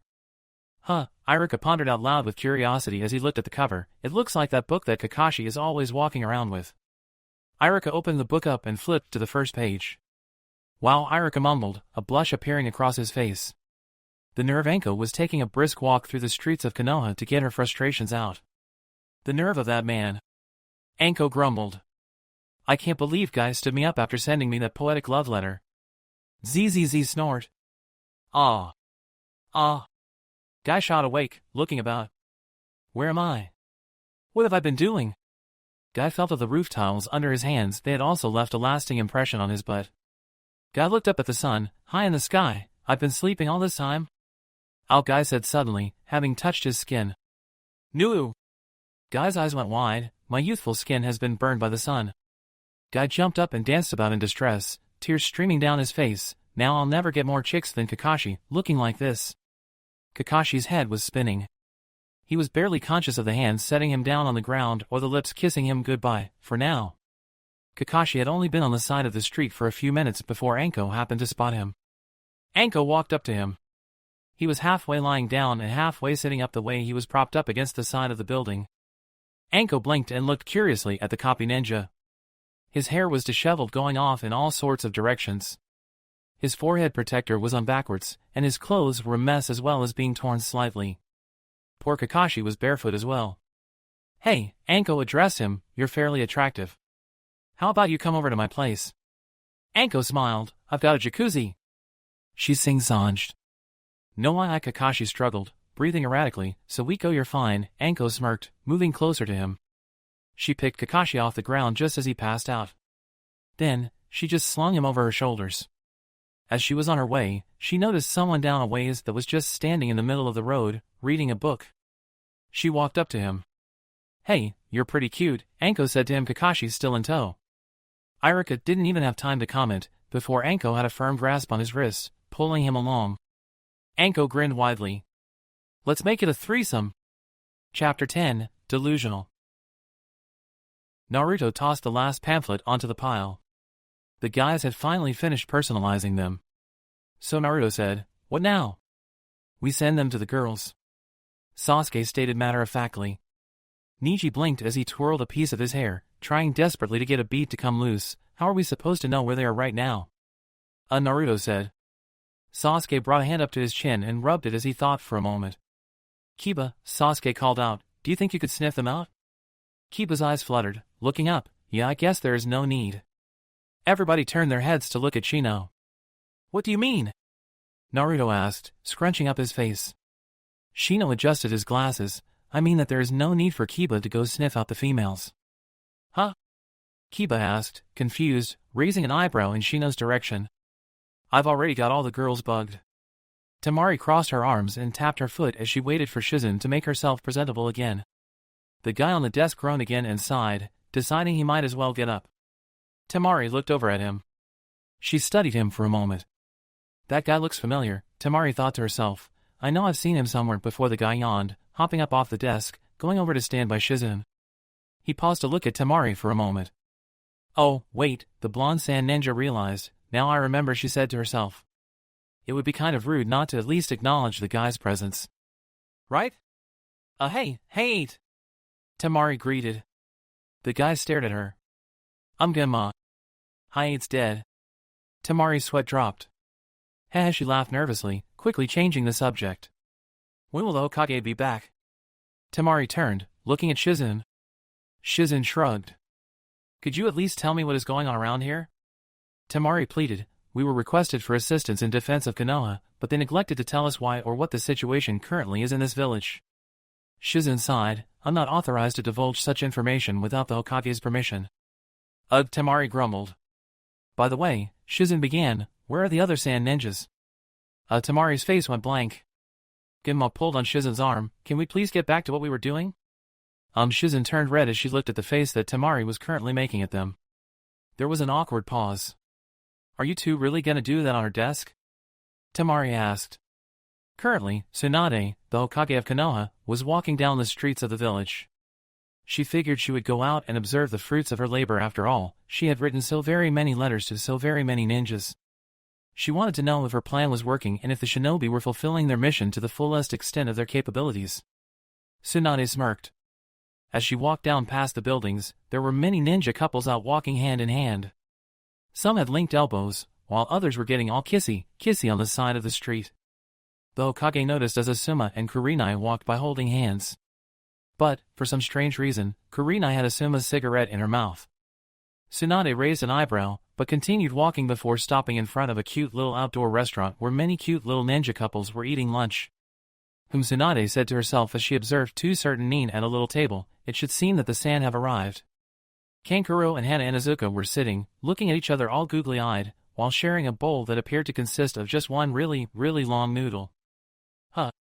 Tsunade smiled as she decided to turn back. I imagine the rest of the Sand Shinobi are waiting at my off. Tsunade paused in shock as she saw, turning around sitting on the side of the road, looking all pitiful and holding a sign around his neck was Jiraiya. Tsunade?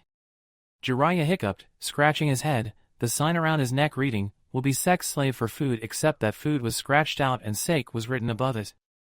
Tsunade blinked, walking up to him. What the hell happened to you? She exclaimed. Jiraiya's eyes got all big and glistening, tears streaming down his face, and began to explain at 1,000 words a minute. Well, I got really distressed because none of the women would pay any attention to me. The umbu wouldn't even take me, and so then I went to the bar and drank a bunch of sake, and then I was almost out of money. So then I went to see if I could bet in those betting pools, and once I got to the middle of the village where they were posted, I saw listed that my odds of being the winning answer for the second pool were 1:347,000,000. And what's worse, in the third pool my odds of being the winning answer was listed as 90%. 90% of the bets placed on me that I wouldn't get any. So then I was so depressed, instead of betting on anything, I went and spent every other scrap of change I had with me on even more sake. Jiraiya sniffled.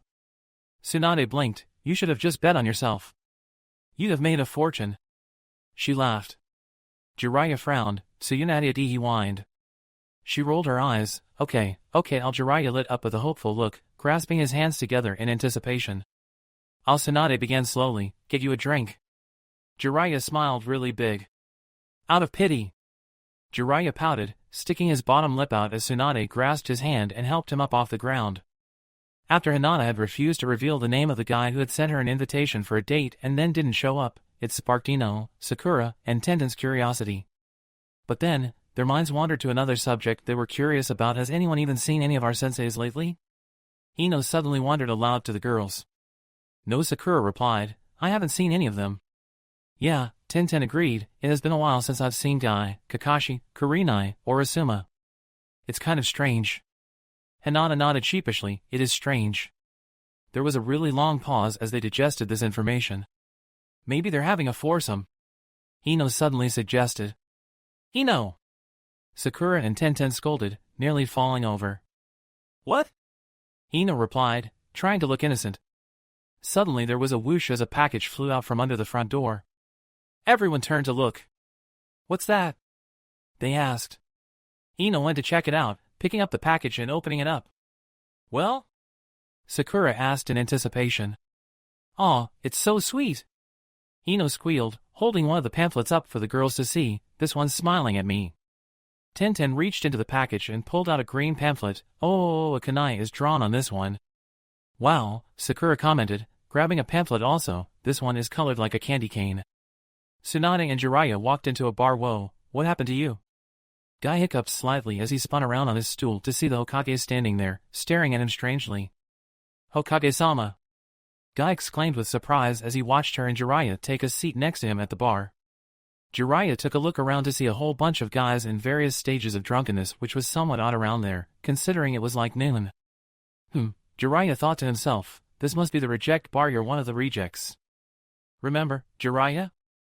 Tsunade smirked at him as she threw some change his way, just enough for one drink of sake. Jiraiya's eyebrow twitched as he watched Tsunade get up to leave. "Hokage-sama!" Guy exclaimed again, trying to get her attention. At the door of the bar, Tsunade paused. "Oh, and Guy?" The Hokage began, "Come by my office later. I might be able to do something for you." Guy clapped his hands together. "Really?"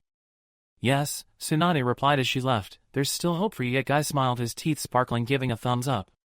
A few moments later he happened to glance over at Jiraiya to get a bit of a shock. Jiraiya was gaping at Guy with the most appalled, horror-stricken, and aghast face.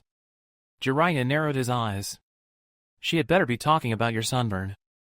It was late in the afternoon before the girls over at Ino's place got tired of giggling over the creatively decorated pamphlets that the boys mistakenly thought would strike the girls down with some sort of horror or devastation or horror, well, anything but the giggling. One by one the girls left to go and do other things. Hinata went home. Tenten went to go stalk Niji. And Sakura, well, she thought she was about to be in pure heaven. "Oh, Sasuke." Inner Sakura squealed, hugging her letter tight, as she watched Ino tell the other two girls bye. "It's only a few more hours until he. Ino shut the door and sighed. It was just Sakura and her now. "This is the perfect moment," Inner Sakura grinned. "Oh, Ino!" Sakura called out slyly. "HM?" Ino spun around. "Read it and weep!" Sakura yelled, thrusting the letter in Ino's face, literally. Ino raised an eyebrow. "So," Ino said, unsurely opening the letter as if it were an exploding trap, "you actually got a letter?" He. Sakura grinned. Reading the note, Ino suddenly made a horrific face, her mouth hanging open, hair frazzling out wildly, veins popping up all over her face. "This can't be real!"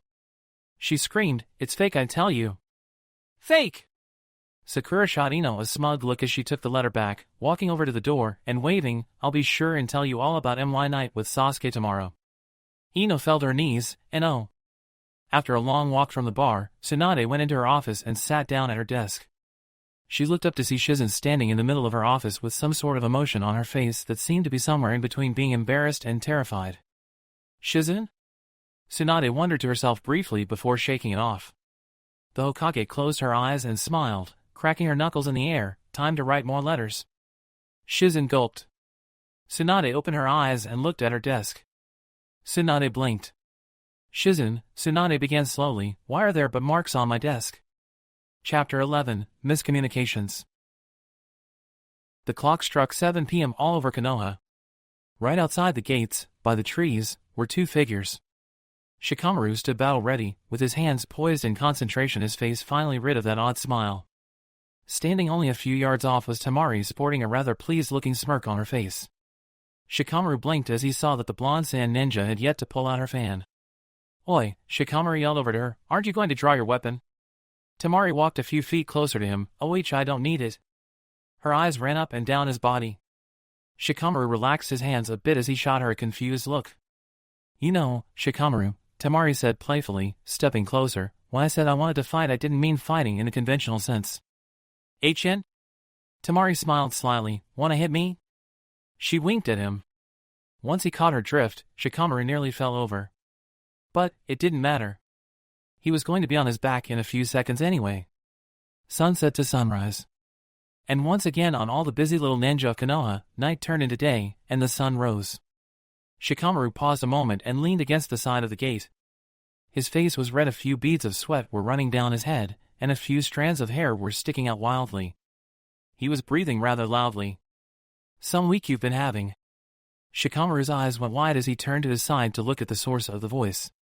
"See Chuji?" Chuji was munching on a rather large bag of popcorn.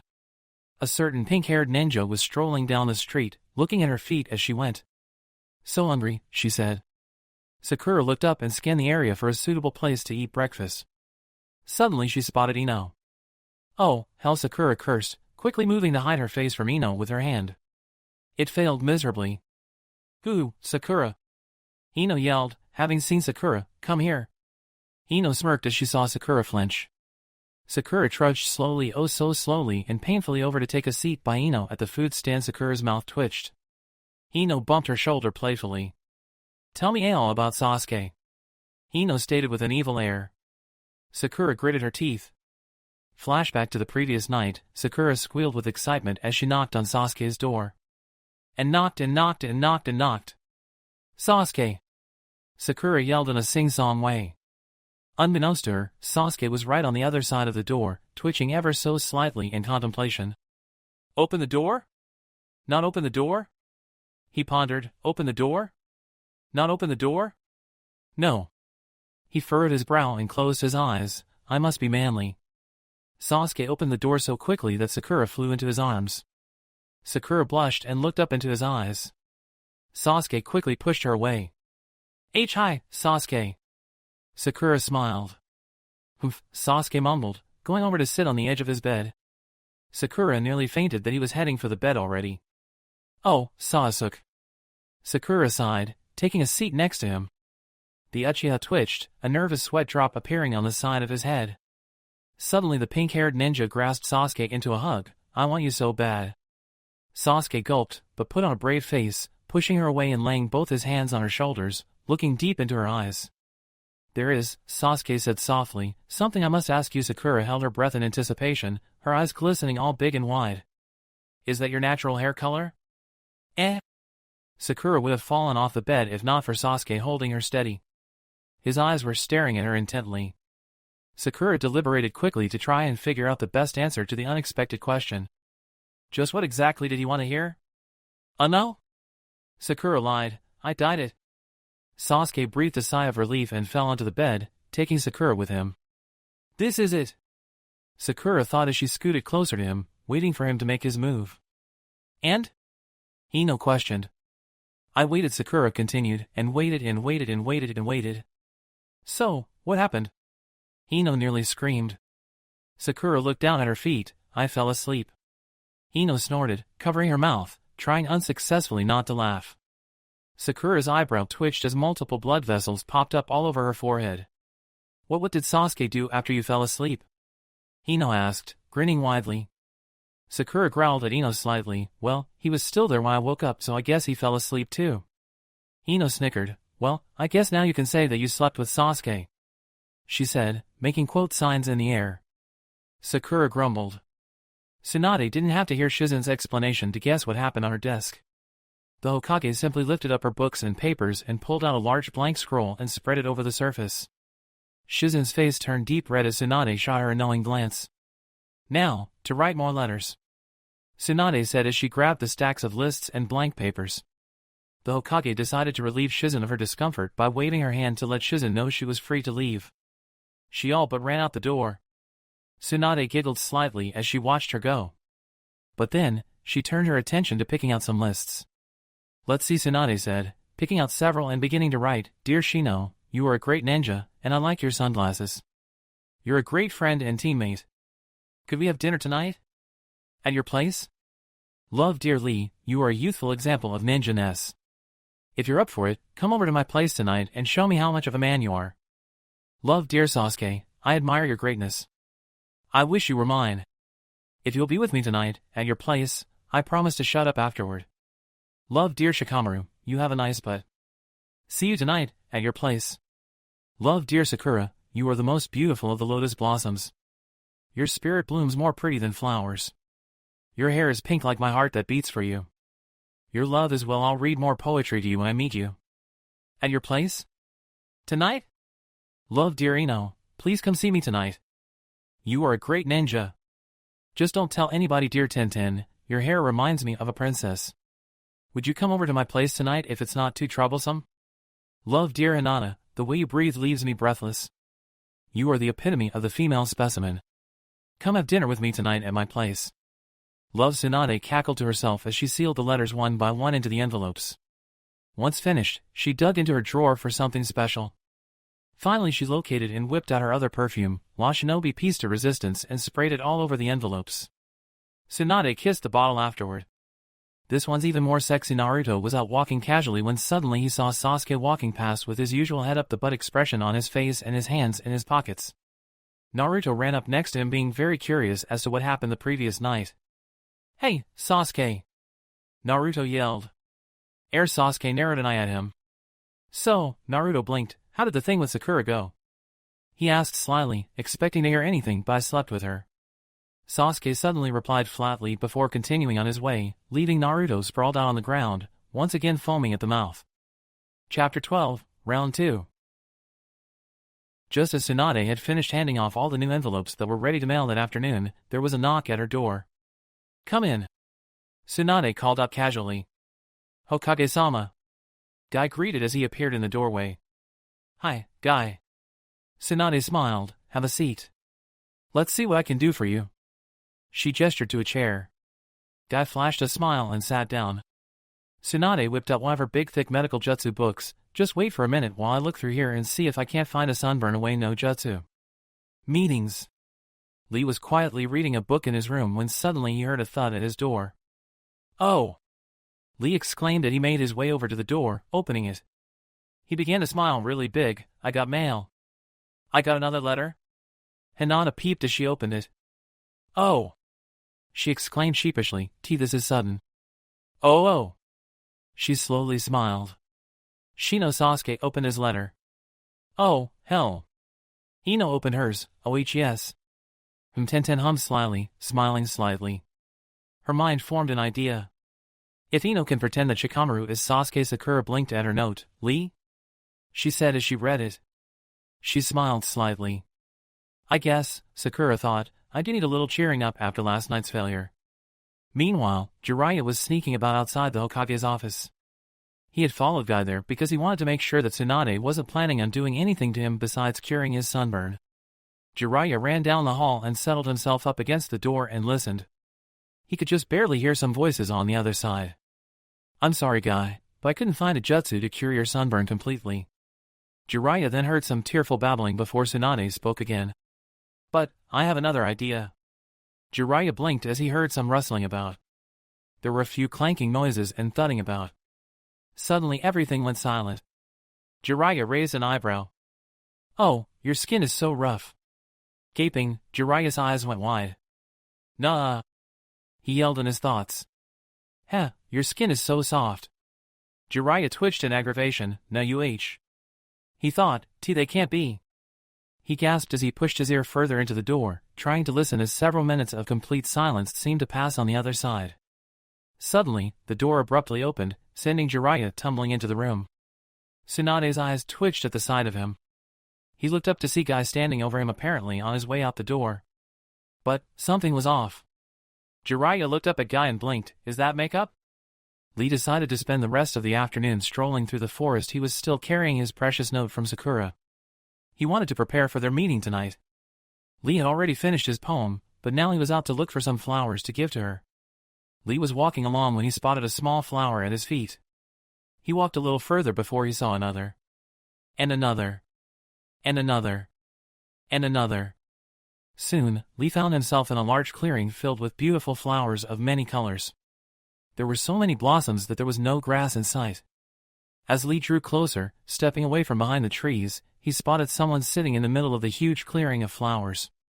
"She can't be more than a few years older than me," he thought as he looked at the tall woman with the long, orange hair, who currently had her back to him. When Lee took a step closer, he stepped on a twig that snapped loudly, causing the woman to spin her head around and look at him through the umbu mask that she was sporting on her face. Lee gasped, but it was not because of her umbu mask, it was because of the person she revealed to be sitting across from her when she moved. "Gee Gara!" Interrupted in the middle of picking a flower, Gaara blinked at Lee with an expression of mild surprise, but nowhere near the level of surprise that Lee felt at finding the fearsome Gaara of the desert in the middle of a flower bed picking flowers. Cautiously, Lee took a few steps further into the flower-filled clearing. The wind was blowing and petals were flying everywhere. The Umbu with the raccoon dog mask looked back over at Gaara. Gaara watched as Lee slowly came closer, studying the crutch that Lee still used to walk. Lee had still not healed completely from the injuries that Gaara had given him during the Chunin exams that occurred not that long ago. Lee paused and stood only a few feet away from the Umbu and Gaara. The sand ninja looked up at Lee. His eyes were not as narrowed as they used to be. Lee blinked. Gaara slowly picked himself up, causing the flower in his hand to be fully ripped from the ground. The female Umbu watched as Gaara walked over and held out the flower to Lee. Lee could only stare. Gaara just stood there waiting, motionless, an unreadable expression on his face. Slowly, very slowly, Lee reached out and took the flower from Gaara. Once Lee was satisfactorily holding the flower, Gaara simply turned around and went back to sit down by the raccoon dog Umbu and pick some more flowers. Despite the fact that Lee had no clue what just happened, he stared at the little flower in his hand and smiled. And so, Lee went and sat by Gaara and the Umbu, and they all picked flowers together. It was so cute you could just throw up. Later that night, Hinata put on a friendly smile as she was greeted by Shino at his door. "Oh!" Hinata peeped sheepishly as she entered and looked around. In front of her were a little table and 2 chairs. Lit candles were scattered all about.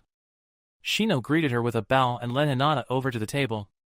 She took a seat as he went over into the kitchen to bring out dinner. Hinata's eyes lit up as she looked at how fancy he had set up everything. As she adjusted herself into her chair, she noticed several little black dots moving about on the table. "Oh!" She peeped as she brought her face closer to see. Hinata watched as 5 little bugs were struggling to drag her glass to just the right spot on the table. She blinked as she looked over to see 10 bugs huffing and puffing to drag the plates to the correct places. And several little bugs toted a set of chopsticks over to her hand. Hinata squeaked as she watched one bug fall to his death trying to adjust the tablecloth. Sakura went over to answer her door to find Lee standing there with a handful of flowers. Lee smiled really, really big. "These are for you." Sakura's eyes lit up, and she cracked a smile, taking the flowers. Thank you." Lee grinned even more as he came in the door. So Sakura began. "Can I read you a poem?" Lee quickly said nervously, "It took me 2 whole days to write." Sakura blinked in surprise and slowly nodded. Lee paused in thought before beginning to recite, complete with dramatic arm poses and choreography. "Roses are red, violets are blue, my suit is green, and your eyes are too." Lee smiled really big, his teeth sparkling, giving a thumbs up like Guy. Sakura raised an eyebrow, laughing nervously, thinking to herself, "It took him 2 days to write that?" Hinata and Shino's dinner was going pretty well, except that the room was completely silent. Hinata was quiet, but Shino was quieter. She just had to try and start conversation. Shino?" "Yes?" "It's so quiet. Want to talk about something?" "Like what?" Hinata went quiet again as she tried to think. Shino adjusted his glasses and waited. When Hinata didn't speak up again, he decided to start. "I like bugs," he said flatly. "Oh," Hinata smiled, "I love butterflies and ladybugs and little fuzzy caterpillars." And Sasuke laid out on his bed thinking as he waited for Ino to get there. He thought back to the night with Sakura. He had waited, petrified, for her to make some sort of move. He had figured that she would just pounce on him or something. But still, he had lingering doubts as to the truths of her hair color. Ino may be more vicious than Sakura, Sasuke sighed, but at least she doesn't have pink hair. Knock knock, oh hell. Sasuke went over to the door and opened it. Ino shot him a big smile and quickly bounded into the room with a skip and a jump. Just as Sasuke opened his mouth to utter some word of a greeting, Ino cut him off. "Let's make this quick," Ino said, getting up close into his face. "I love you, you are hot, and I want to have your babies." She tilted her head slightly and grinned at him. Sasuke suddenly lost all of the color in his face. "Come on," she said, throwing herself over onto the bed and laying herself out just so. Sasuke just kind of stood in the middle of the room with wide eyes that followed Ino's movements. "Ravish me," Ino exclaimed with a sly smile. Sasuke made the mistake of walking over to go stand at the end of the bed to talk to her. As Sasuke began slowly, a sweat drop forming on his brow. "I wouldn't mind you having my babies later, but I'm not ready for this right now." Sasuke shot her a nervous smile. Ino raised her eyebrow and began to twitch slightly.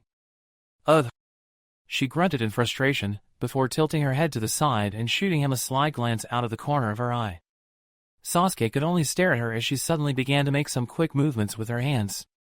Shintenshin no Jutsu. Mind-body switch. Tenten entered Shikamaru's room to find him just standing there. "Hi, Shikamaru," she called out. "HN," he replied. Tenten walked up to him and scrutinized him up and down. "What?" he asked.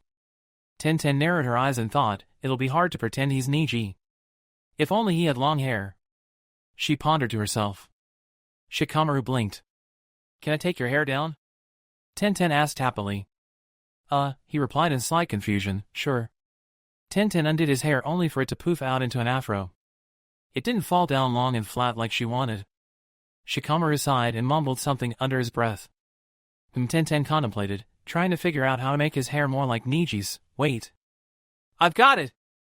Shikamaru blinked as Tenten ran over and grabbed his arm, dragging him in the direction of the bathroom. "Let's take a shower together." Chapter 13, Lost and Found. While all the other little ninjas of Konoha were out having fun time, Naruto and Kiba were spending the night with Niji. "Ugh!" Naruto grunted as he struggled with Niji's hair. Kiba was sitting beside him. "Remind me why we're doing this again?" Kiba complained as he pulled out another bead. "Because I said so," Niji stated flatly. "Plus you said you'd buy us some ramen later," Naruto exclaimed, smiling. "Remember?" Niji grunted in reply as they continued to undo his hair. Even Akamaru was helping, although in reality he was just chewing Niji's hair off. But Kiba wasn't about to say anything about that. Kiba hadn't forgotten what Niji had done to Hinata during the Chunin exams, and he especially hadn't forgotten that Niji had put Hana on the top of his list. Oh, if only Kiba knew what, or should I say who, his sister was doing at the moment. Suddenly there was a knock at the door and Shuji came strolling in. "Hey, Shuji!" Naruto called out, "Come help us make Niji's hair manly again." Niji's eyebrow twitched slightly. "So, Shuji," Kiba began, "where have you been?" "Oh," Shuji said nonchalantly, looking through a high bathroom window. "Lost and found." "Ha. Ha. Ha." Ino cackled as her voice came out of Sasuke's lips. Sasuke's mind was reeling. "I can't move my body." "Oh," Sasuke, Ino said playfully, as she looked down at her still body on the bed, "if only you'd agreed to put slot A into slot B, I wouldn't have to do it for you." "What?" Sasuke's mind screamed. You can't be serious." Ino grinned widely as she lifted Sasuke's hands up in front of her to see. Sasuke could only watch as Ino took hold of his waistband, pulling his pants open just a few inches. "Huh." Ino suddenly yelled, "Take that, Sakura. I've seen something you haven't." "Ack! Stop it!" "Oh, Sasuke," Ino sighed, "stop complaining, this won't be a walk in the park for me either." In fact, Ino blinked as she looked at her body, this will be pretty weird. "Get out of my head." Ino poked her leg, really weird. "H!" Sasuke then started screaming in his mind, causing Ino to grasp his head as though it were her own. "Ow!" Ino yelled through Sasuke's mouth as his curse mark activated, zapping her. Sasuke fell over, finding himself once again in control of his own body. Sasuke's eyes went really wide as he looked up to see Ino begin to stir on the bed. "Oh, hell!" Sasuke yelled as he bolted up and busted through his window, hopping roof to roof as far away from Ino and her crazy-ass jutsu as possible. "Ugh!" Ino grunted as she sat up groggily on the bed. "I almost had him." She paused in contemplation. Or should I say that he almost had me? Ino blinked. Or maybe it would be more accurate to say that I almost had myself. Sasuke plopped himself down for a breather as soon as he found a safe roof to perch on. "What's the fun in making babies?" Sasuke breathed heavily, "unless I'm the one doing it." Sasuke immediately pulled something out of his pocket. "I can't take this anymore." He unfolded the blank piece of paper and immediately began to write, "Dear Orochimaru, please come take me away from this place. It's horrible. They've cancelled all the missions. All everyone does anymore around here is have constant sex. I'll never get strong enough to kill Itachi that way. I need to train. I need to go on missions. Sincerely yours, Sasuke Uchiha." Once satisfied with his letter, Sasuke stealthily moved through the night until he came across the messenger birds that Konoha uses to send mail long distances. He immediately gave the letter to one and told it to go to Orochimaru's house. Soon the bird was off, flying away in the distance, not that it had any clue where the heck Orochimaru lives. Kakashi didn't have a clue what time it was. He probably didn't know what day it was either. All he knew was that it was daylight outside. Kurenai and Asuma were walking hand in hand through the restaurant looking for a seat, when they spotted a certain jounin with his face on the table sporting an even more stoned out of his mind expression than usual. "Hey, Kakashi," Asuma said as he and Kurenai took a seat across from him in the booth setting down their drinks. Kakashi kind of tried to look at them from the way he was sitting with his head lying on the table, although he wasn't so much sitting as leaning on the table. His arms dangled down in the gap between the seat and the tabletop. Kakashi managed to make a weak noise in reply to Asuma.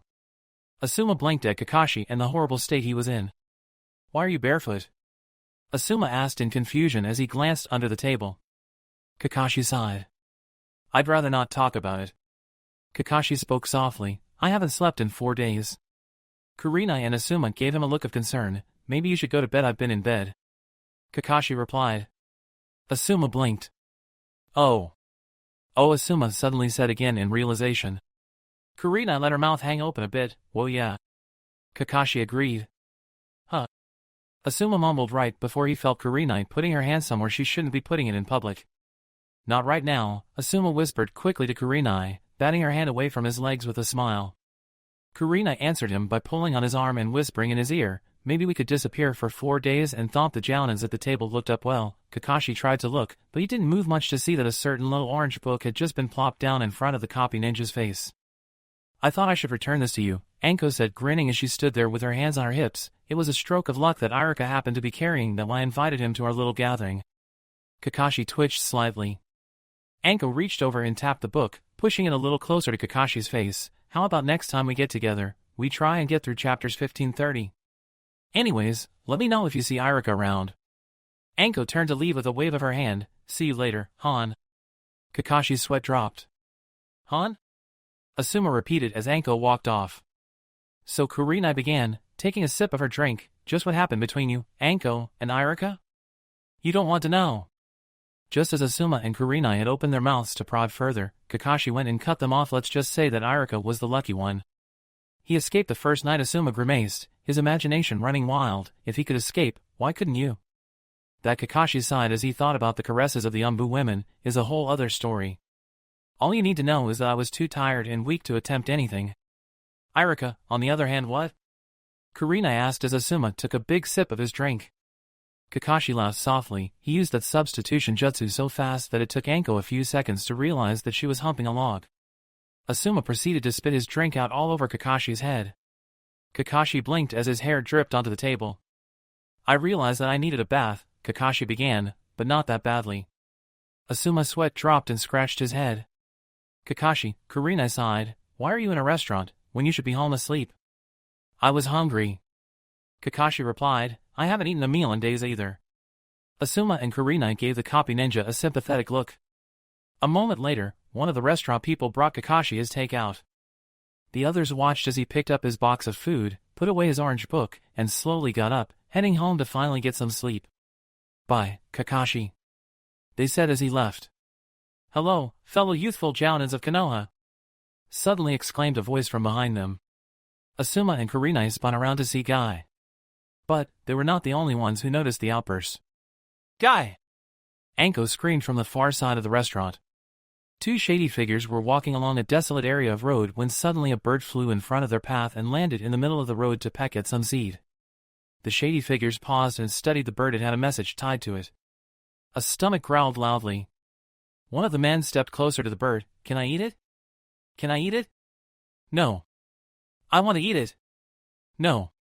"I'm hungry." "Please, can I eat it?" "No." The other shady figure stepped out and grasped the bird tightly, removing the message.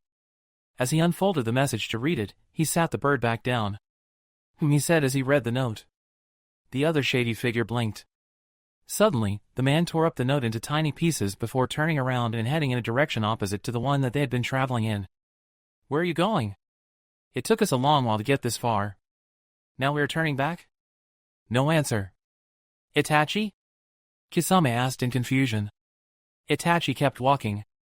Kisame blinked as he looked at the torn note and the bird that was still pecking the ground. "Can I eat it now?" Kisame yelled.